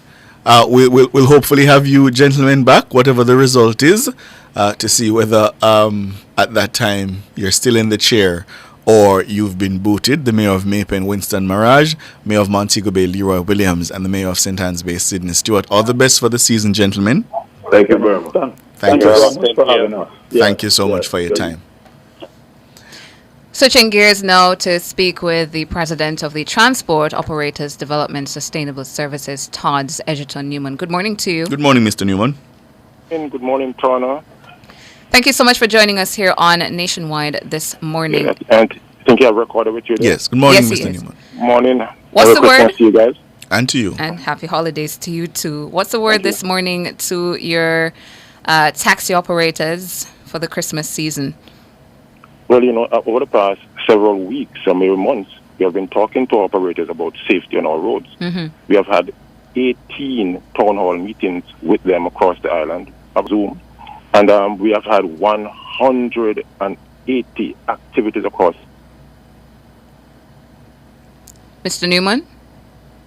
Lost him. Especially this time of the year. Could you repeat? We lost you for a moment there, Mr. Newman. Could you repeat? Sorry. I was saying that we have 118 road safety activities across the island. So we have been on an ongoing base, including 18 town hall meetings via Zoom with our members across the island and persons outside of the transport sector on the matter of road safety. And so at this time of the year, we increase, we have a 70-day road safety campaign under 400. Sorry, that has gone through the window because we're now at 406, I think, and it's graphic. People are committing suicide on our roads. Our streets are bloody because they are not understanding the importance of slow down. Safe driving is a key factor. People want to go back to their family this Christmas. Mm-hmm. And right now, people are committing suicide on our roads. And I'm hoping to God it can stop immediately for the rest of the year. And your members have been heeding your warnings in terms of making sure that they obey the rules of the road, stop where they're supposed to stop, let off where they're supposed to let off, etc.? Recorder, outside of the KMTR, they are doing just that because their spaces are there. Inside the KMTR, our streets are yellow. We should not stop nowhere. And so what you will see, and the government understands this, and they're working towards addressing it, that they have to take chances to stop where there's no traffic, because we believe that we need to have taxi stops. Just how we have bus stops, there's no facilities in the halfway tree downtown Kingston, Papine area, good facilities for taxis to stop and to park and to pick up and to set down. And that's a major problem. But we are working to a national steering committee to address this problem, and I'm hoping that by early next year, the issue will be dealt with.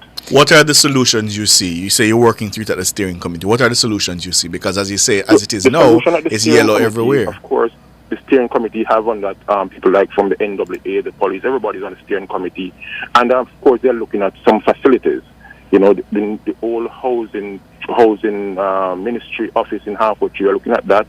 We're looking at some space within the transport center. We're looking at creating some spaces in Hartford and downtown Kingston.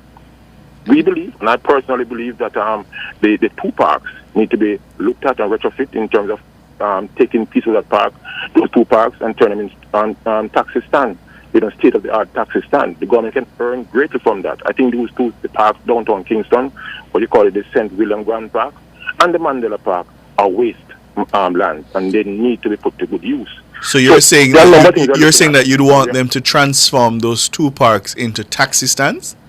No, use portion of them. Okay. Portion of them, because look at it, St. William Grand Park. It's a beautiful piece of land. It's waste. Nobody's using St. William Grand Park.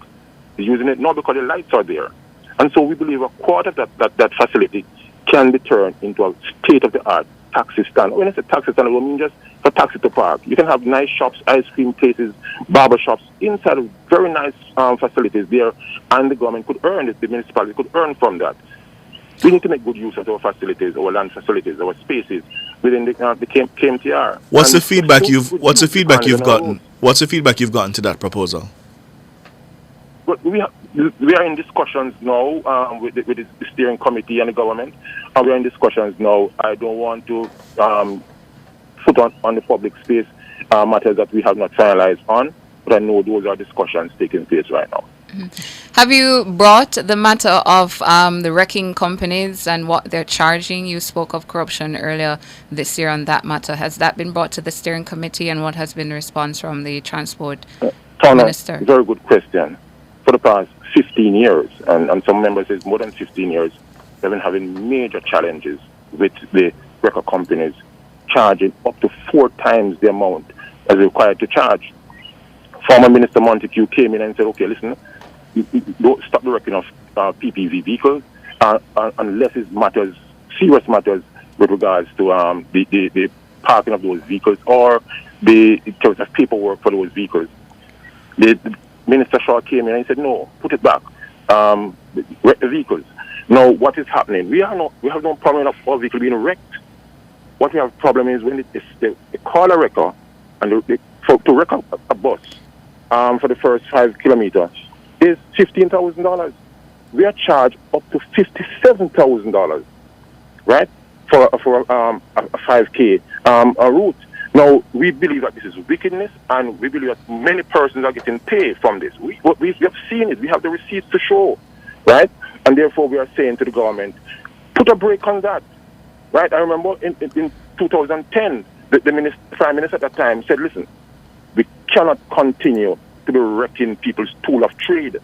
Very simple matters.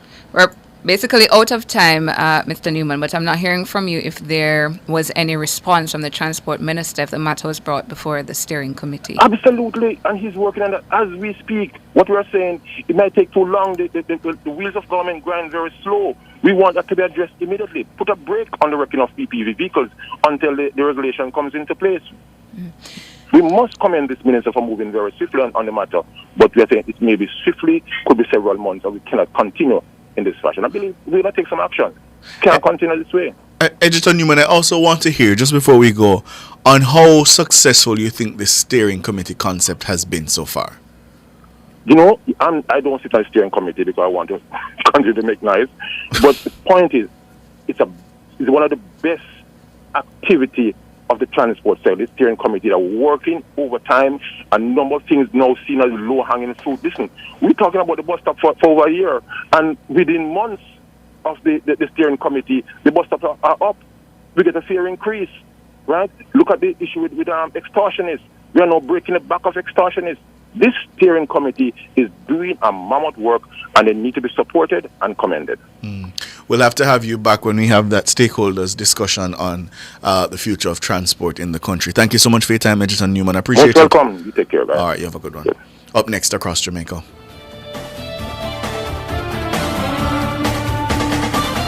Front Page was brought to you today by ABC Electrical Sales. For a better choice in the electrical business.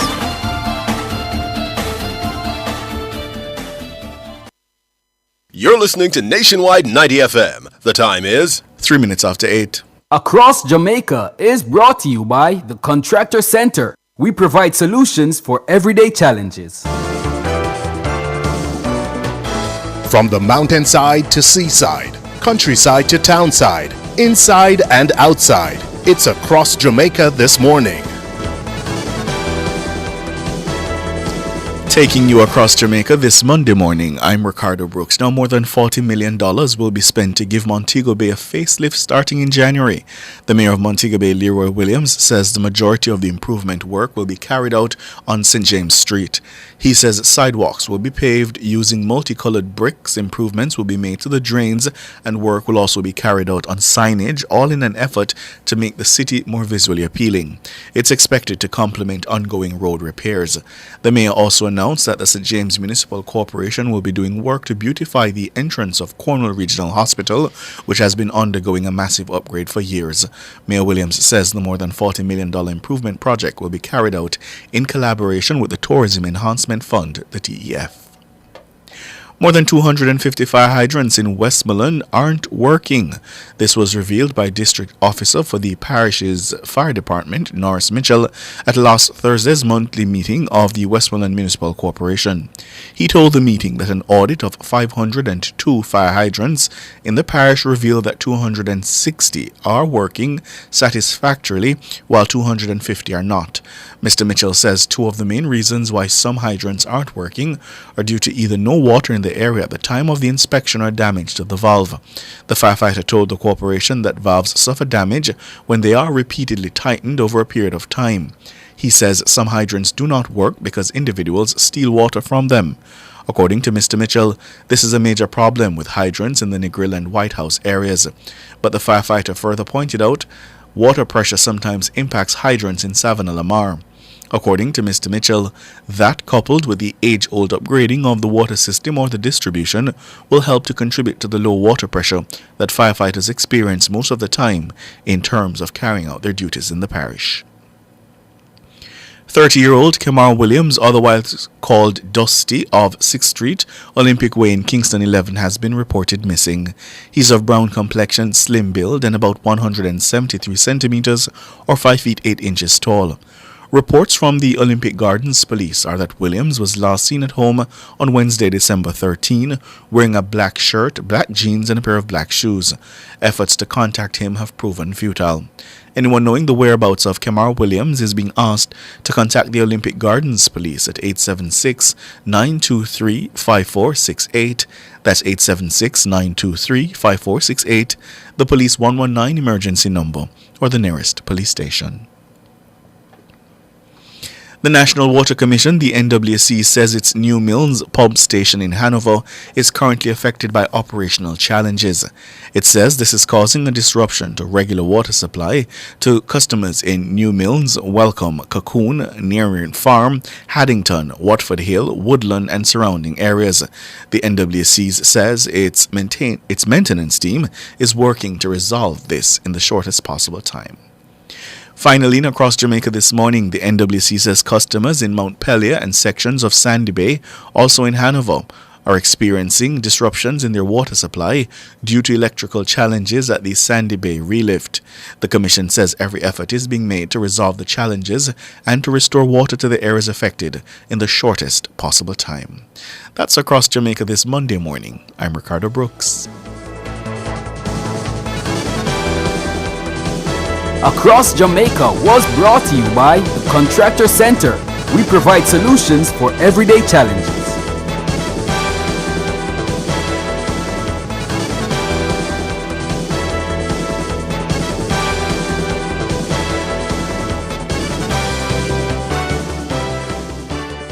Don't miss out on the Flow Christmas in a flash sale.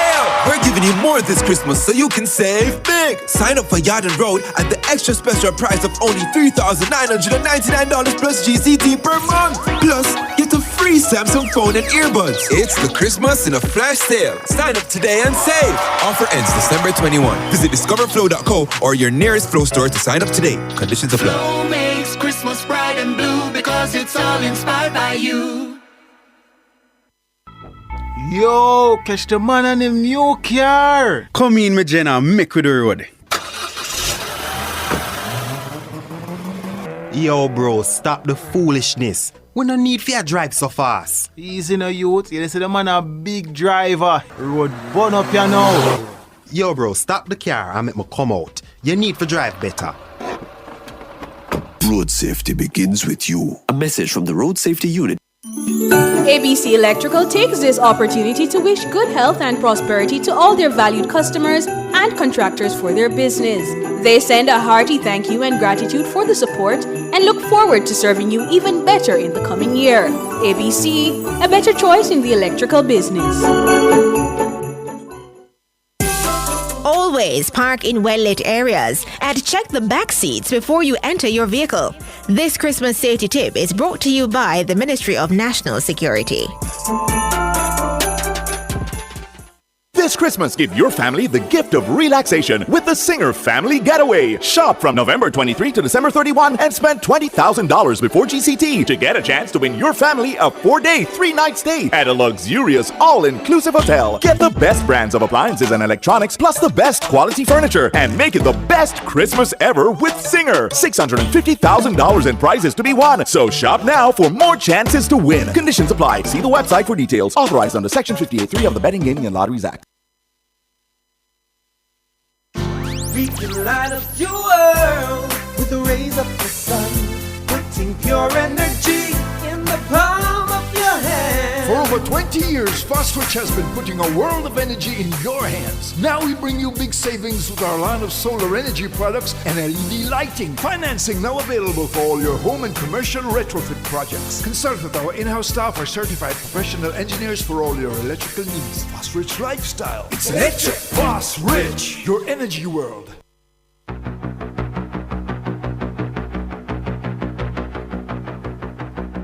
Welcome to Inside Customs, brought to you by the Jamaica Customs Agency, country above self.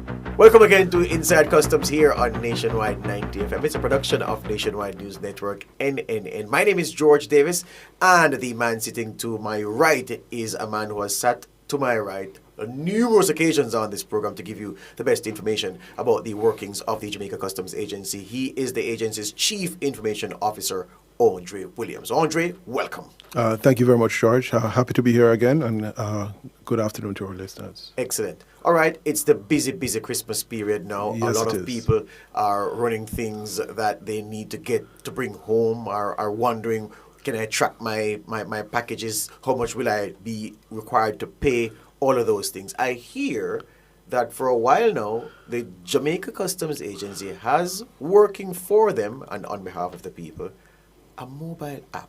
Yes, sir. Is that true? Yes, that is very true. Tell me about that mobile. What's it called? And, of course, is it available for Android users, for those who use Apple? Talk to me about that. All right. So we're very happy to announce that we do have a mobile app. It's called JA Customs Connect. And as JA Customs Connect. Mm-hmm. And definitely that is to bring our customers closer to us, putting information in the palm of their hands. So we have developed this app. It is indeed a business tool, which can be used by any person who has a transaction with customs. So whether it is that you're an importer of a package, you're an online shopper, someone who's an exporter, a commercial importer, you're a business interest, you have the ability to use the app. A customs broker, freight forwarder also has that as a tool to find information in regards to their shipment that is being processed by customs. Really bringing information in the palm of your hands. Yes. In a newscast in the days, I say you can download the Nationwide app on the Google Play and the App Store. And I'm sure it's the same thing for JA Definitely, Customs we can Connect. say the same. Yes. So it is available both in the app and the Play Store, yes. So for Android and iOS. Yes. And no charge to download? No, of course. The service is free, of course. Excellent. All right. So when I install JA Customs Connect, what world does it open up to me as a potential importer? Well, I like what you described, because it does give you visibility into what is happening inside customs. Mm-hmm. First and foremost, it does require registration. You can use the app as a guest, but you will have limited functionalities. You'll be able to use one of our core features, which is the duty calculator. Yes. Everyone asks, how much will I pay? Yes. All right? And so the app will allow for you to enter the value of the shipment, whether it's come by ERC, and the general description. We've sought to bridge the gap between the customs tariff and the commercial language. So they are importing a shoes, a T-shirt, a computer. You can use those general terms, and it will give you a suggested tariff. And then, of course, it also uses the daily rate of exchange. We're integrated with the Bank of Jamaica. Right. So you don't have to do that calculation yourself? No, you're getting an accurate calculation of how much duty will be paid. Thereafter, and of course, you can do this for one or multiple items. Yes. The beauty about it now is, of course, for commercial items, you can also use the app. So they are importing a motor vehicle, heavy machinery, raw material, it doesn't matter, right? After that, of course, we would now suggest that you register, create an account on the mobile app, and that, of course, requires your TRN details, your name and so forth. Completing the validation service now gives you access to any transaction that you have ever had with customs or will have in the future. So you have a transaction history at your disposal once you have registered. Yes. right? So you immediately have access to that.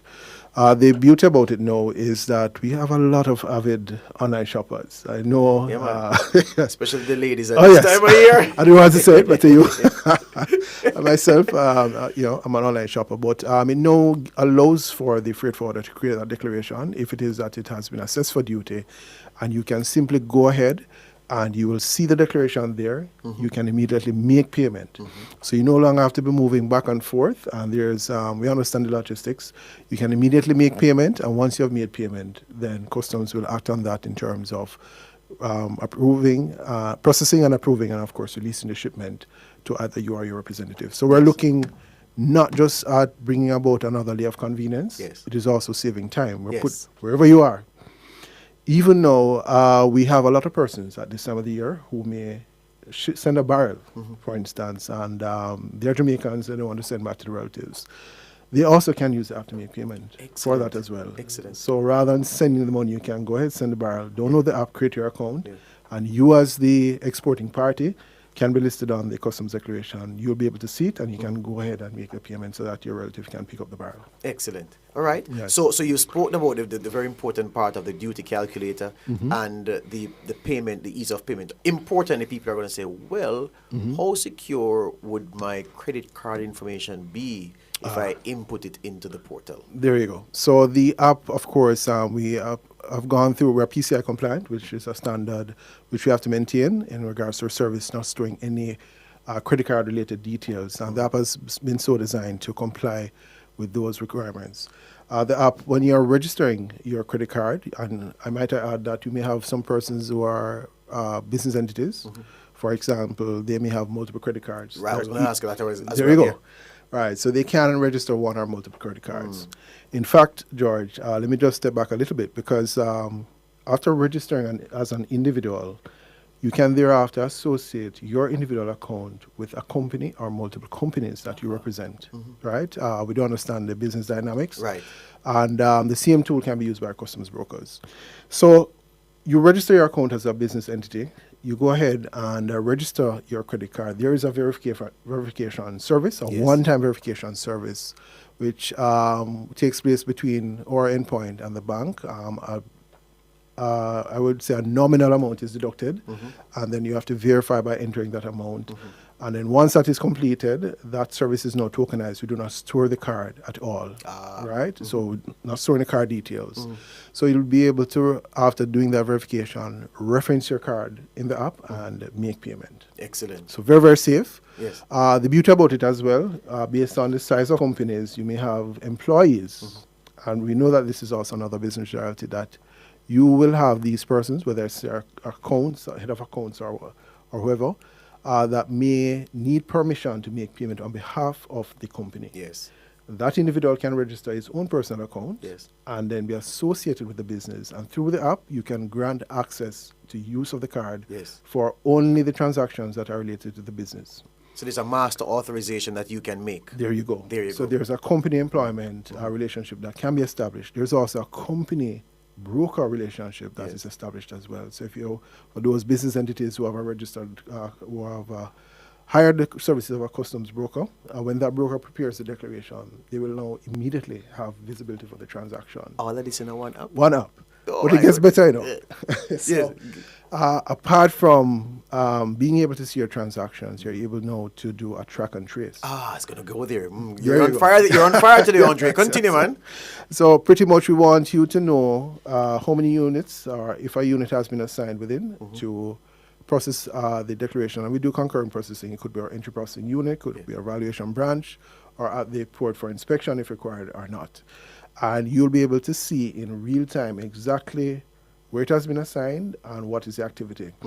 Also bear in mind that we have 7 other government agencies whom the shipment may be flagged for further intervention. You will also see this and can see as you are obtaining the approvals. Yes. So immediately, once you have received all the approvals, you'll immediately be able to now see that your ship is eligible for pickup at the port. Excellent. You can track it all the way across the process and know where it is. You know exactly where it is. So let me ask you. So I can see a scenario, Andre, where somebody says, yeah, but look at the app. The app told me that the cost is this, Yes. and you, at the point of pickup, are telling me that the cost is something different. What exists to reconcile that scenario if it happens? Right, so the app is always fully connected with our live system. So it is that the data is in sync. Yes. So there should be no discrepancy. There should be no discrepancy, unless it is that there has been an additional assessment. So at times you may see customs may have revalued the item. Right? So there's an additional payment, and so you will see the additional amount to be paid. So it will always coincide with what is happening. Excellent. And so in terms of this app has been available to be downloaded from about October? Yes. And what has the feedback been from those who've interfaced with it so far? To be honest with you, we have a meeting with, I would say, our top 50 users of our online payment service. This includes a wide cross-section of business entities, car dealers, persons who import large commercial quantity of goods, etc. The app has immediately allowed for them to now adjust their business model. Because one, you have in the palm of your hands a tool that can allow you to make real-time payment. Yes. Two, your logistics arrangement, because you want to know exactly where you are and when can you pick up your goods. Yes. And so they have also now used it as a logistics tool for those persons who have responsibilities to either pick up the goods or to, of course, if you, the person as an individual, are to be picking up the package from your courier, whatever the service is. Exporters, just the same. So we have seen immediately an impact on how companies operate because you now have this information that is available to you in real time. Yes, and it can handle traffic. So if I download it and my friend downloads it and our friends download it, it should hold up, it shouldn't crash. Not an issue. So the question then, Andre, the last one, what are you so long? Well, of course, we wanted to ensure that we develop a quality tool. A lot of R&D went into it. Of course, the app is being developed to improve on the experience of our clients. Yes. We want to ensure that they're benefiting fully. And of course, this is also another layer of transparency. You are actually seeing, and of course, we're holding ourselves accountable for the service that we're delivering, the quality of service. And we wanted to ensure that the app meets, not just meets, but also exceeds the needs of our clients. Excellent. So there's more to come, though. There's more to come. Yes. There you go. All right. Well, the Jamaica Customs Agency continues to outdo itself and make it easy for you to import, export, and to track the movement of your goods. JA Customs Connect, the gentleman says, go and download it now from the Google Play Store or the App Store. It's free. Please register, input all the details. You can do it as an individual, you can do it as a company, you can link your individual account to a company account, and then the magic will happen. Andre, thank you very much for your time today. I look forward to talking to you again about the other big things to come. You're most welcome. Excellent. That's Inside Customs for this week. That was Inside Customs, brought to you by the Jamaica Customs Agency, country above self. Make a plan to stay on top of your mortgage. Stick to it. Pay on time. The time by the NHD is... It's 22 minutes after 8. Rent or buy your hurricane supplies from Total Tools. Visit 102 Main Street, Ocho Rios, or 34 Slipe Road, Kingston 5. The temperature brought to you by Total Tools Jamaica is... 26 degrees Celsius here in Kingston, 25 out west in Montego Bay. The management and staff of Tropicool Limited wishes to thank its many customers and friends for their support throughout the year. They wish you a joyous Christmas and a prosperous new year, extending love to all this season, especially those less fortunate. Visit them at 56A Studio One Boulevard Crossroad and have a tropical Christmas. Touching lives every day, all through the holidays, a part of all you do. Sagicor, make you feel secure, reaching out for more, we'll always see you through. Reach for more, whatever you're dreaming, for this Christmas time, we'll help you achieve them. You're never alone, taking care of your Christmas needs, take care of your New Year's dreams, every day helping you succeed, that's what Sagicor means. Today's needs, tomorrow's dreams, Sagicor.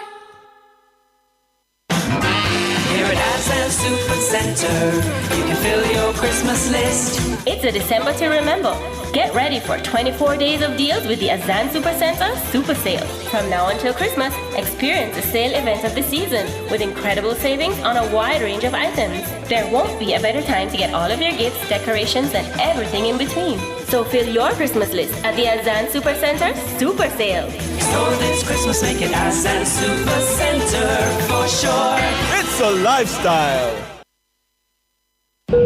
Ladies and gentlemen, this is your captain speaking. We are now inviting passengers on board for the new JetBlue CIBC First Caribbean credit card. Earn up to 30,000 bonus TrueBlue points with your first transaction and earn on everyday purchases. Plus, get up to 10,000 anniversary bonus points every year after. Please fasten your seatbelts and prepare for takeoff. Visit CIBCFCIB.com/JetBlue for more information on where Blue can take you.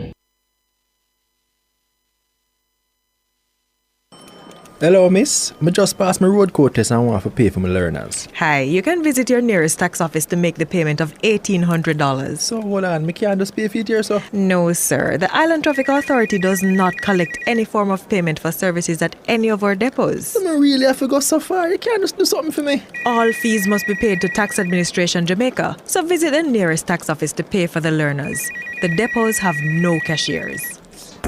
The Island Traffic Authority, an entity for road safety good. NK Wholesale extends a season's greetings to all their customers who have made their 40 years strong. Continue to make NK Wholesale your place for fine wines, spirits, and groceries. Visit NK Wholesale at 94C Old Hope Road. Email them at nkwholesale@hotmail.com. Call them at 876-978-5723 or WhatsApp them at 876-472-9728. NK Wholesale, more than just another wholesale.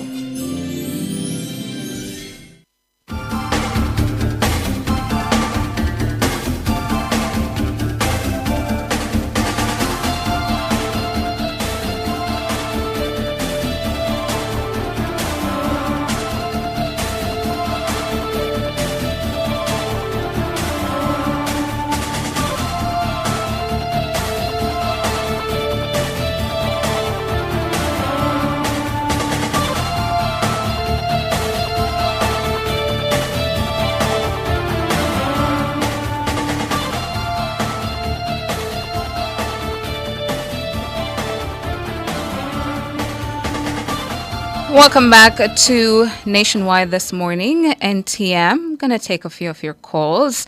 The number is 630-937-124, 630-937-124, and the digital line 618-8255, 618-8255. I did see an advisory for you posted by the Jamaica Constabulary Force. They're saying North Odeon Avenue of Constant Spring Road is now impassable.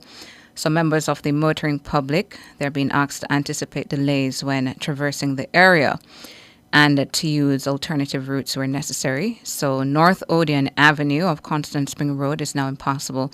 Members of the motoring public, they're being asked to anticipate delays when traversing that area and to use alternative routes where necessary.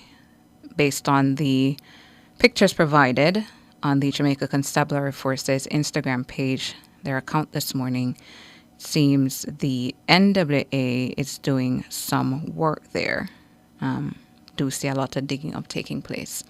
So that's the advisory from the JCF. But the numbers again, 630-9371-4, 630-9371-4. and 618-8255. Taking your calls, taking your comments as well to Christmas topics of the morning, perhaps, or any other matter of national importance or otherwise that you may wish to engage on. The lines are open and free to you. You have about 2 minutes before we go to the Island Traffic Authority this morning. We're focusing on a very important issue that Ricardo and I spoke about in our What's on My Mind segment, road safety tips for the Christmas season. But our first caller, Annette, good morning to you. Annette? Yes. Good morning to you. Good morning. What's on your mind this morning? I heard you was talking to Mr. Newman, the taxi association man. Yes, Todd's president. Right. But what I want you people to talk to him about is the overcharging of the fare in Eastern Hanover. Like from Montego Bay to Lucy, and from Montego Bay to Sandy Bay, and from Hopewell to Montego Bay. The fare from So it's Mobay to Lucy, and what are the others? Sandy Bay to Mobay. Sandy Bay to Mobay. And Hopewell to Mobay. And Hopewell to Mobay. Right. Yes. The fare from Mobay to Hopewell was $130 on the big bus. Now, when you give them a $200, they're not giving you back any change. And if you argue with them, they will give you a $20 or $30 change. Sandy Bay now route from Sandy Bay to Mobay. It usually be $150. When you take the bus now, and you give them a $200 and getting back any change. You understand? Yeah. And what about the Mobay to Lucy, Annette? The Lucy, I don't really travel there yet, but I heard people complaining about it. Right, so I want that transport head to let his drivers them know that they mustn't overcharge people, because some people, I am 71-year-old and I'm not working over almost 3 years now. And when I give them my money, I don't intend for them to rob me, because that is robbery. Yes. You understand? So that is the thing I want you people to talk to them about, and let them know that we want to have meeting with them so that we can voice our opinion. Did you call about this issue last week, Annette? Right. Okay. But I'm have just you? telling you that in case you're getting back. Not a problem. What I was seeking to ask, though, is if you've taken public transportation since then and you are still being Yes, overcharged. I have to take it at least 2 days. Saturdays, I have to go to the market in Montego Bay. And Tuesday or Thursday, I have to take it to the supermarket in Montego Bay. And this is still the experience. Right. No, Okay. it's not changing. Okay. All right. So we're gonna reach out to the relevant authorities so that they can look into this. You said Okay. Mobay to Lucy, Sandy Bay to Mobay, and Hopewell Because to I Mobay. reported about week before last out by Freeport. They have a transport police- office at Freeport, and I went there by foot and spoke to them about it.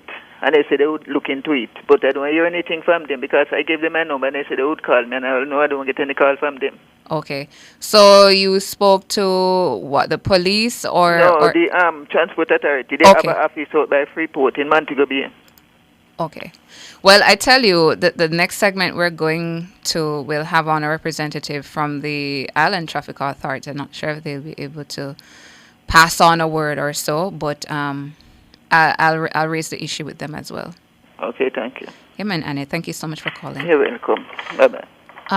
Can we squeeze in one more, or have to go to ITA Corner? Okay, no more calls for now. Up next, we have the Island Traffic Authority, ITA Corner.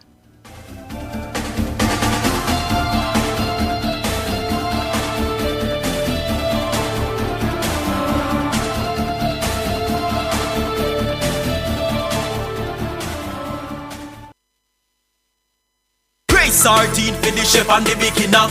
Follow the one with pepper, that are the winner. Shop on supermarkets, everybody Praise selling. sardines, follow the better flavor. The time is 8:32. Spruce up your home this holiday season with Unique Living. We have a wide selection of fixtures, from stylish shower systems to elegant faucets, closet pieces, vanities, sinks, shower enclosures, toilets, bathroom, and kitchen accessories to upgrade your space. Shop at Unique Living, Jamaica's leading kitchen and bathroom provider for everything new and unique. Visit them at shop number 6, 30 Don Robin Avenue, Kingston 10, or call us at 876-755-3661. I earn hugs and rewards. I earn smiles and rewards. Whatever you get from giving your gifts this holiday season is made even better when you use your Sagicor Bank credit card, because you'll earn rewards on every dollar you spend. I earn. Dad, you're the best! Use your Sagicor Bank credit card to do all your holiday spending and earn the best rewards ever. Conditions apply. ITA Corner is brought to you by the Island Traffic Authority, an entity for road safety good. Kerry, you know both the learners were there, don't it? Yeah, man. Oh, you ready for yours now? Yeah, but I want to know which part to start. It's easy, man. Just follow me. When you reach 17 years old and can read and write, you can get all learners. But first, if you pass the road code test, you can make an appointment for the test by emailing roadcodetest@mtw.gov.jm or by calling 876-754-1900. Or you can visit any examination depot. After you pass the test, you pay $1,800 at the nearest tax office, and just like that, you're good to go. The Island Traffic Authority, an entity for road safety good.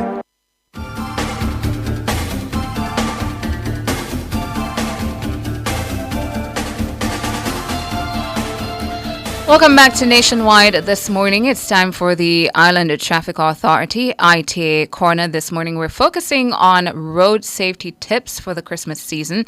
So we have on the line Education and Information Officer at the Road Traffic Unit of the Island Traffic Authority, Dante Matthews. Hey to you, Dante. Hey, Tana. Good morning. Good morning Happy to you. holidays. Happy holidays to you as well. How are you? Thank you. I'm doing well.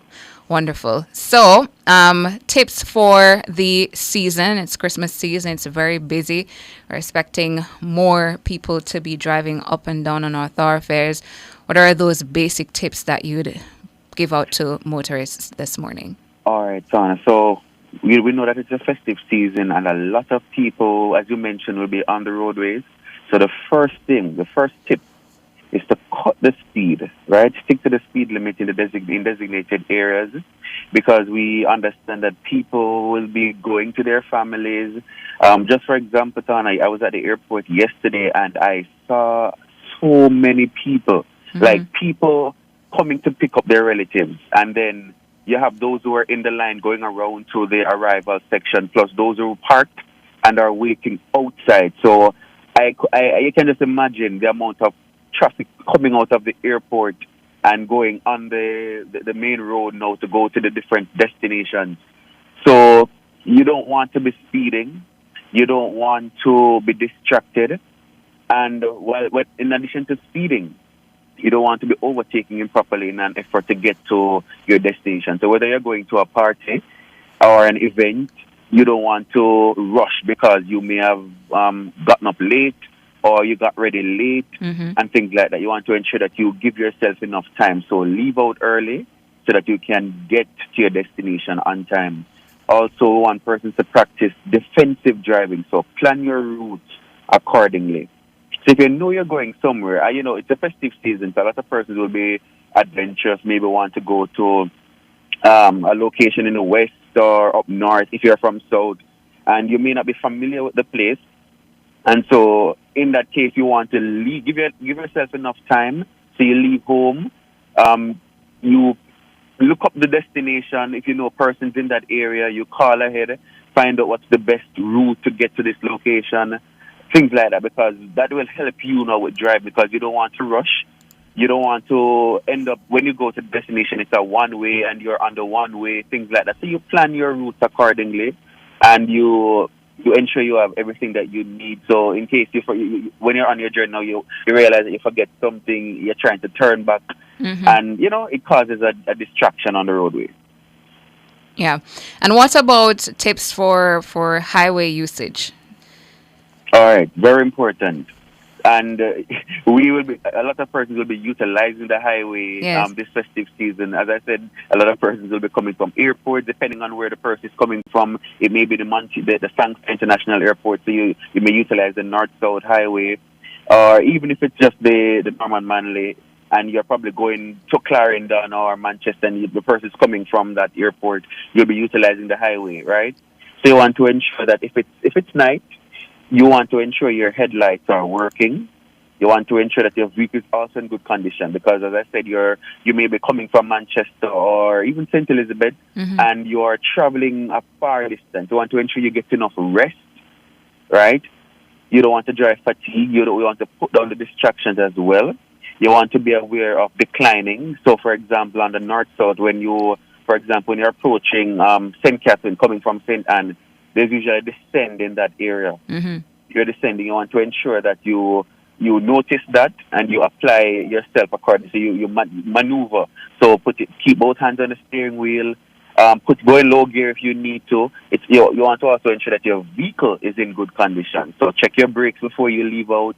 And, it's night, even though there are reflectors on the toll road. You want to ensure that your vehicle, your lights are working. If it's raining, we had some rain even yesterday. Yes. Your windscreen wipers are working. You want to ensure that you are, fit to operate, especially during the season. And that you have a spare? Have a spare. Check your spare also, because sometimes you have a spare in the vehicle, and because you just know that it's there, but you don't know if it's in a good condition. Check your tires as well. The 4 tires on the vehicle. Check for any if the tread depth is low. Check for any bulges. Check for any wear. Right, and as I mentioned in previous interviews, some persons don't know that their tires expire.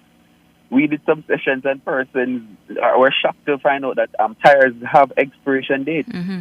So it's very important that you check your tires because you don't want to have a blowout especially when you're driving at excessive speed. Yeah. And Dante, now for the motorcyclists. Oh, Lord. Yeah. Yes. So we know we have a culture with the motorcyclists driving without helmets. You're imploring our motorcyclists. For Christmas, if somebody asks you for Christmas, what do you want for Christmas or even for New Year's, or if your birthday falls in this month, tell them you need a helmet, a proper helmet. And when we talk about a proper helmet, we're talking about one that has protective padding, face shield, retention strap, the correct size, right? Ensure you have your helmet and your pillion passengers. If you are carrying somebody on your bike, they should also wear a helmet. Yesterday, I was coming from Montego Bay, and I saw 2 motorcyclists doing wheelies in the Trelawney area. And we know that roadway in Trelawney is one of those hotspot areas. So we want to encourage our motorcyclists, cut out the stunts and the wheelies, stop overtaking traffic where it's not safe to do so. Your headlight should be on, and that's an issue, that's a concern for a lot of our motorcyclists, or a concern for our drivers who encounter motorcyclists on the roadway. Some of them don't have on their headlights, and some of them, they still remove the mirrors, the silencers, some of the mufflers. So wear your protective gear, ensure your vehicle is the motorcycle is in good condition also. Right? So we don't cut out the slippers riding, the shorts riding, wear your gloves, and practice proper maneuvering skills. And for parked trucks, as well as if they are mobile on our roadways, any tips for truck drivers, truck operators? All right. So we know that when we drive heavy vehicles, we have to be very keen on checking our blind spots, because you may have, school is out, and so the children are going to be home. Let's say it's a truck that's in the community making some deliveries. The children will be out playing their games. So you want to check your vehicle. If you're out of the vehicle and you're getting back in, just check under the vehicle, check under the truck, check behind, check the sides. Check your blind spot, because the children will play, and you don't want it to be a situation where you're reversing out of a spot or out of the community and you run over a child. Or just when pulling out of the community, you want to ensure that you don't just pull out with force. And also cut the speed too, because the trucks, their braking time is much harder, because they're heavy vehicles. And even on the toll roads, they will also traverse the toll road. So we want to ensure that they have a safe following distance as well.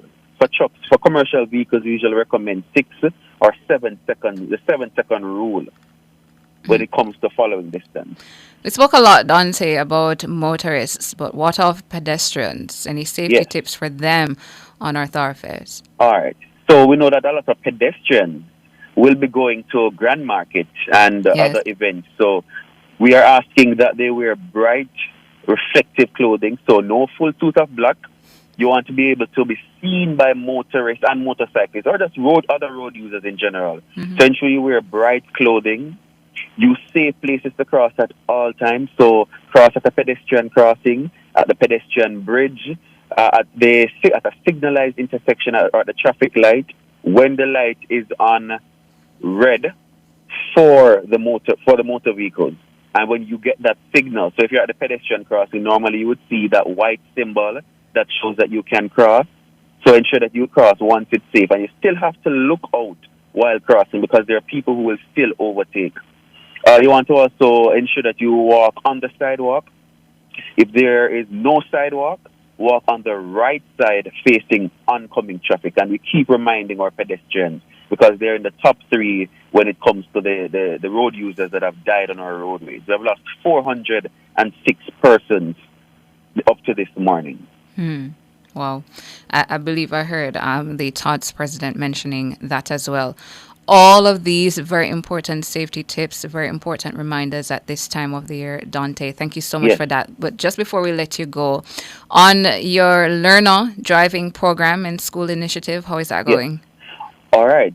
So we have over 14 schools that are in receipt of what we call the Adolescent Learner Driver Education Curriculum, which is a curriculum that was developed in partnership with UNICEF. So the Pedestrian Safety Committee in the ministry partnered with UNICEF to develop the curriculum. And what the curriculum aims to do is to introduce driving skills, road safety tips to students in high schools.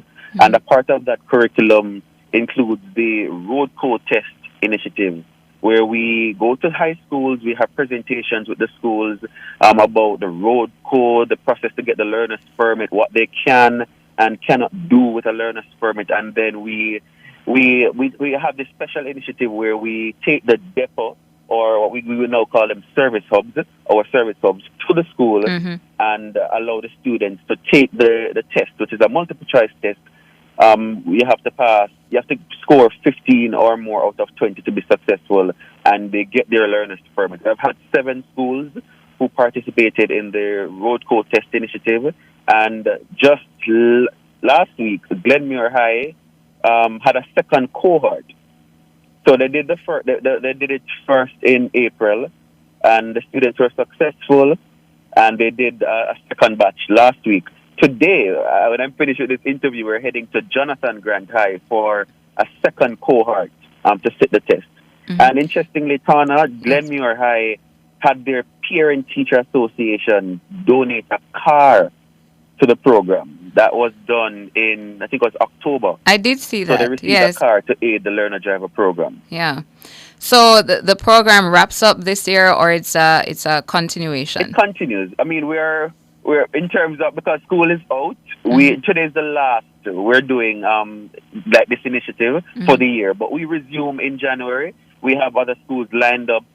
We have Cedar Grove who wants to get a presentation and subsequently the test. Schools in Hanover, St. Thomas, like Seaforth. For Hanover, we have Rossies. Even in St. James, we have Anchovy, Fern Court in St. Anne. So we have some schools lined up for 2024. And of course, we want to target some schools in St. Mary, especially those schools that have the driving simulator. Yes. So we want to target those schools as well. Okay. Dante, I think this is our last conversation for the ITA Corner for the rest of the year. So until 2024, you have a really, really good Christmas. Happy holidays to you. Same to you. And we look forward to speaking next year. Nationwide family and your listeners. Thank you so much. Dante Matthews there, who is the Education and Information Officer at the Road Traffic Unit at the Island Traffic Authority. Thank you so much again, Dante. Have a good day. Gonna take a break and come back with your birthdays. ITA Corner was brought to you by the Island Traffic Authority, an entity for road safety good.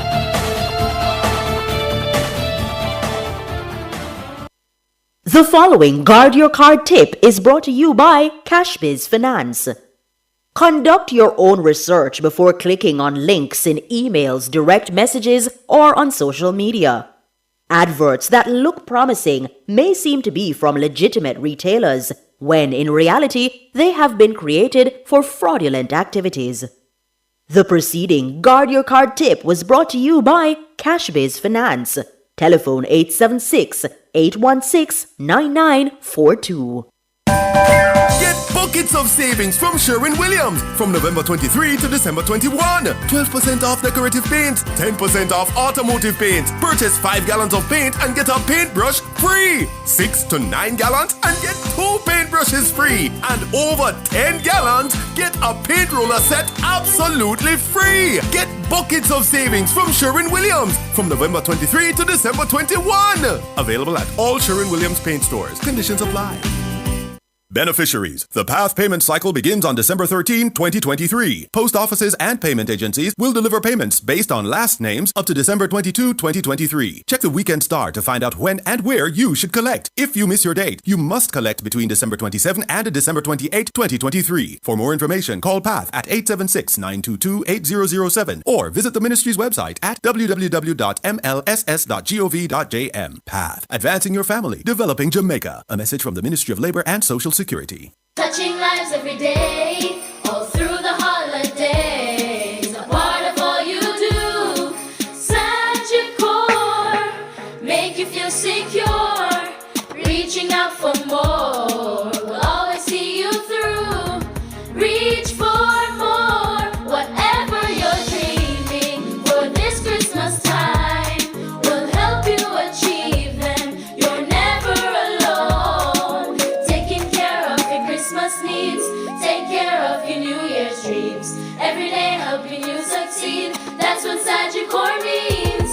Today's needs, tomorrow's dreams. Sagicor. Missing persons, may I help you? Yes, my wife is missing. Where did you last see her? In Kemlani Mart. They have huge savings on living room, dining room, bedroom sets. Really? And that's not all. There are doors, toilets, tiles, low prices on TVs, fridges, stoves, and more. Is your credit card missing, sir? Yes, how you know? She's still in Kemlani Mart, sir. Go check. Okay. I love this place, you see. Hello, I found her. Kemlani Mart, you will never want to leave.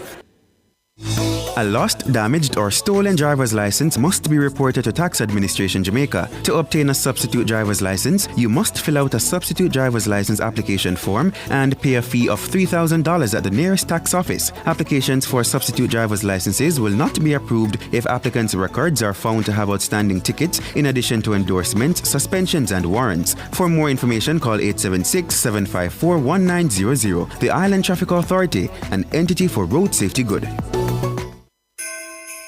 Just in time for the festive season. Arosa's Gourmet Outlet is now open at 53 Upper Waterloo Road, Kingston 8. Their gourmet outlet is offering discount prices on Christmas hams and wines, fresh and smoked meats, sausages, cheeses, baguettes, chocolates, and more. Call 876-810-5113 for more info or visit them at 53 Upper Waterloo Road and enjoy tasty deals this festive season.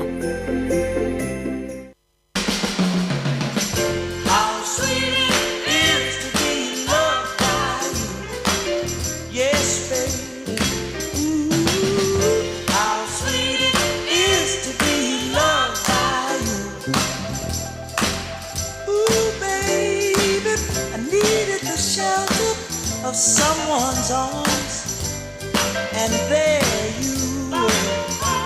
I needed someone to understand my ups and downs, and there you were. With sweet love and devotion, deeply touching my emotions. I wanna stop and thank you, baby. I wanna stop and thank you, baby.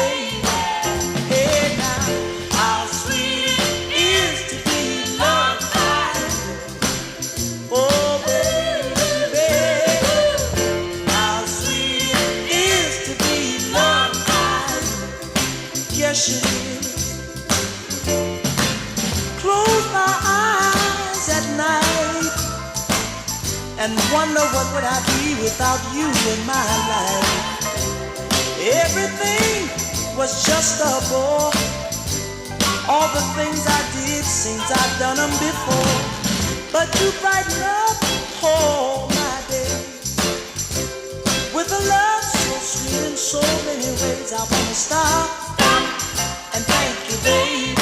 I wanna stop. It's that time of the morning when we tell some very special people happy birthday and happy anniversary. This one, happy birthday to Foster Sinclair, aka Ringo, who is celebrating a beautiful milestone today. Happy birthday to you, Ringo.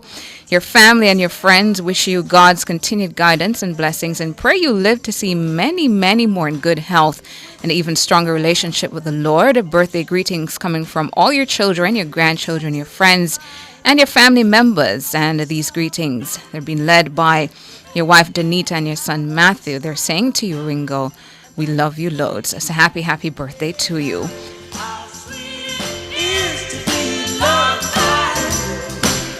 Oh, baby, how sweet it is to be loved. An anniversary greeting here to Mr. K. Sean Harris and Mrs. Sydney Harris. Happy 1 year anniversary to Mr. and Mrs. Harris. Cheers to 1 year and many more years to come. They're wishing you many, many more years of happiness and love from your LMH families. A happy anniversary to the Harrises and happy birthday to DSP Myrna Ferguson there at the Westmoreland Police Division, Constable Maurice Freeburn at the Westmoreland Police Division as well. Happy birthday to Sergeant Adrian Francis there at the Halfway Tree Police Station, Mr. Dalton Leng in Sav, Tanisha Hanshaw in Falmouth, Desireen Wallace in Falmouth, Pauline Reed in Sav. Happy birthday to you. All of these greetings are coming from Sergeant Wayne Wallace there in Trelawney. He's at the Trelawney Police Division. And another anniversary for you. Happy 17th anniversary to the Cunninghams over there in Alexandria in St. Anne. Mr. Wesley Cunningham, who's a JP, and Mrs. Delita Cunningham. Happy anniversary to the Cunninghams. I hope you guys have a good one. And greetings also coming for you from Sergeant Wallace. Over on Facebook now, happy birthday to Charvel Lindo, Donette Bernard, Carlene Simone Scott, Evanice Tonian. Happy birthday to you, Evanice Tonian. Happy birthday as well to Edward Batson, Yuan D.A. Simpson, Aisha Davis. Happy birthday, Aisha. And happy birthday to George McLeod. Happy birthday, George. Hope you have a good one. And a final birthday here in WhatsApp. A very happy birthday to Carl Brown, an avid NTM and NNN listener. Happy birthday to you, sir. Brown, greetings are coming from Vashan and the entire family, and they're wishing you many, many, many more happy and healthy years. So happy birthday, Sir Brown. Hope you have a good one. Hopping on over to YouTube to see if there's anybody celebrating a birthday today or an anniversary. Checking the list. Tony Bailey sending belated birthday greetings to Sandra Miller. Happy, happy birthday to you. And Tony saying, don't count the candles, enjoy the day with laughter and presents. So happy birthday to you, Sandra Miller from Tony Bailey.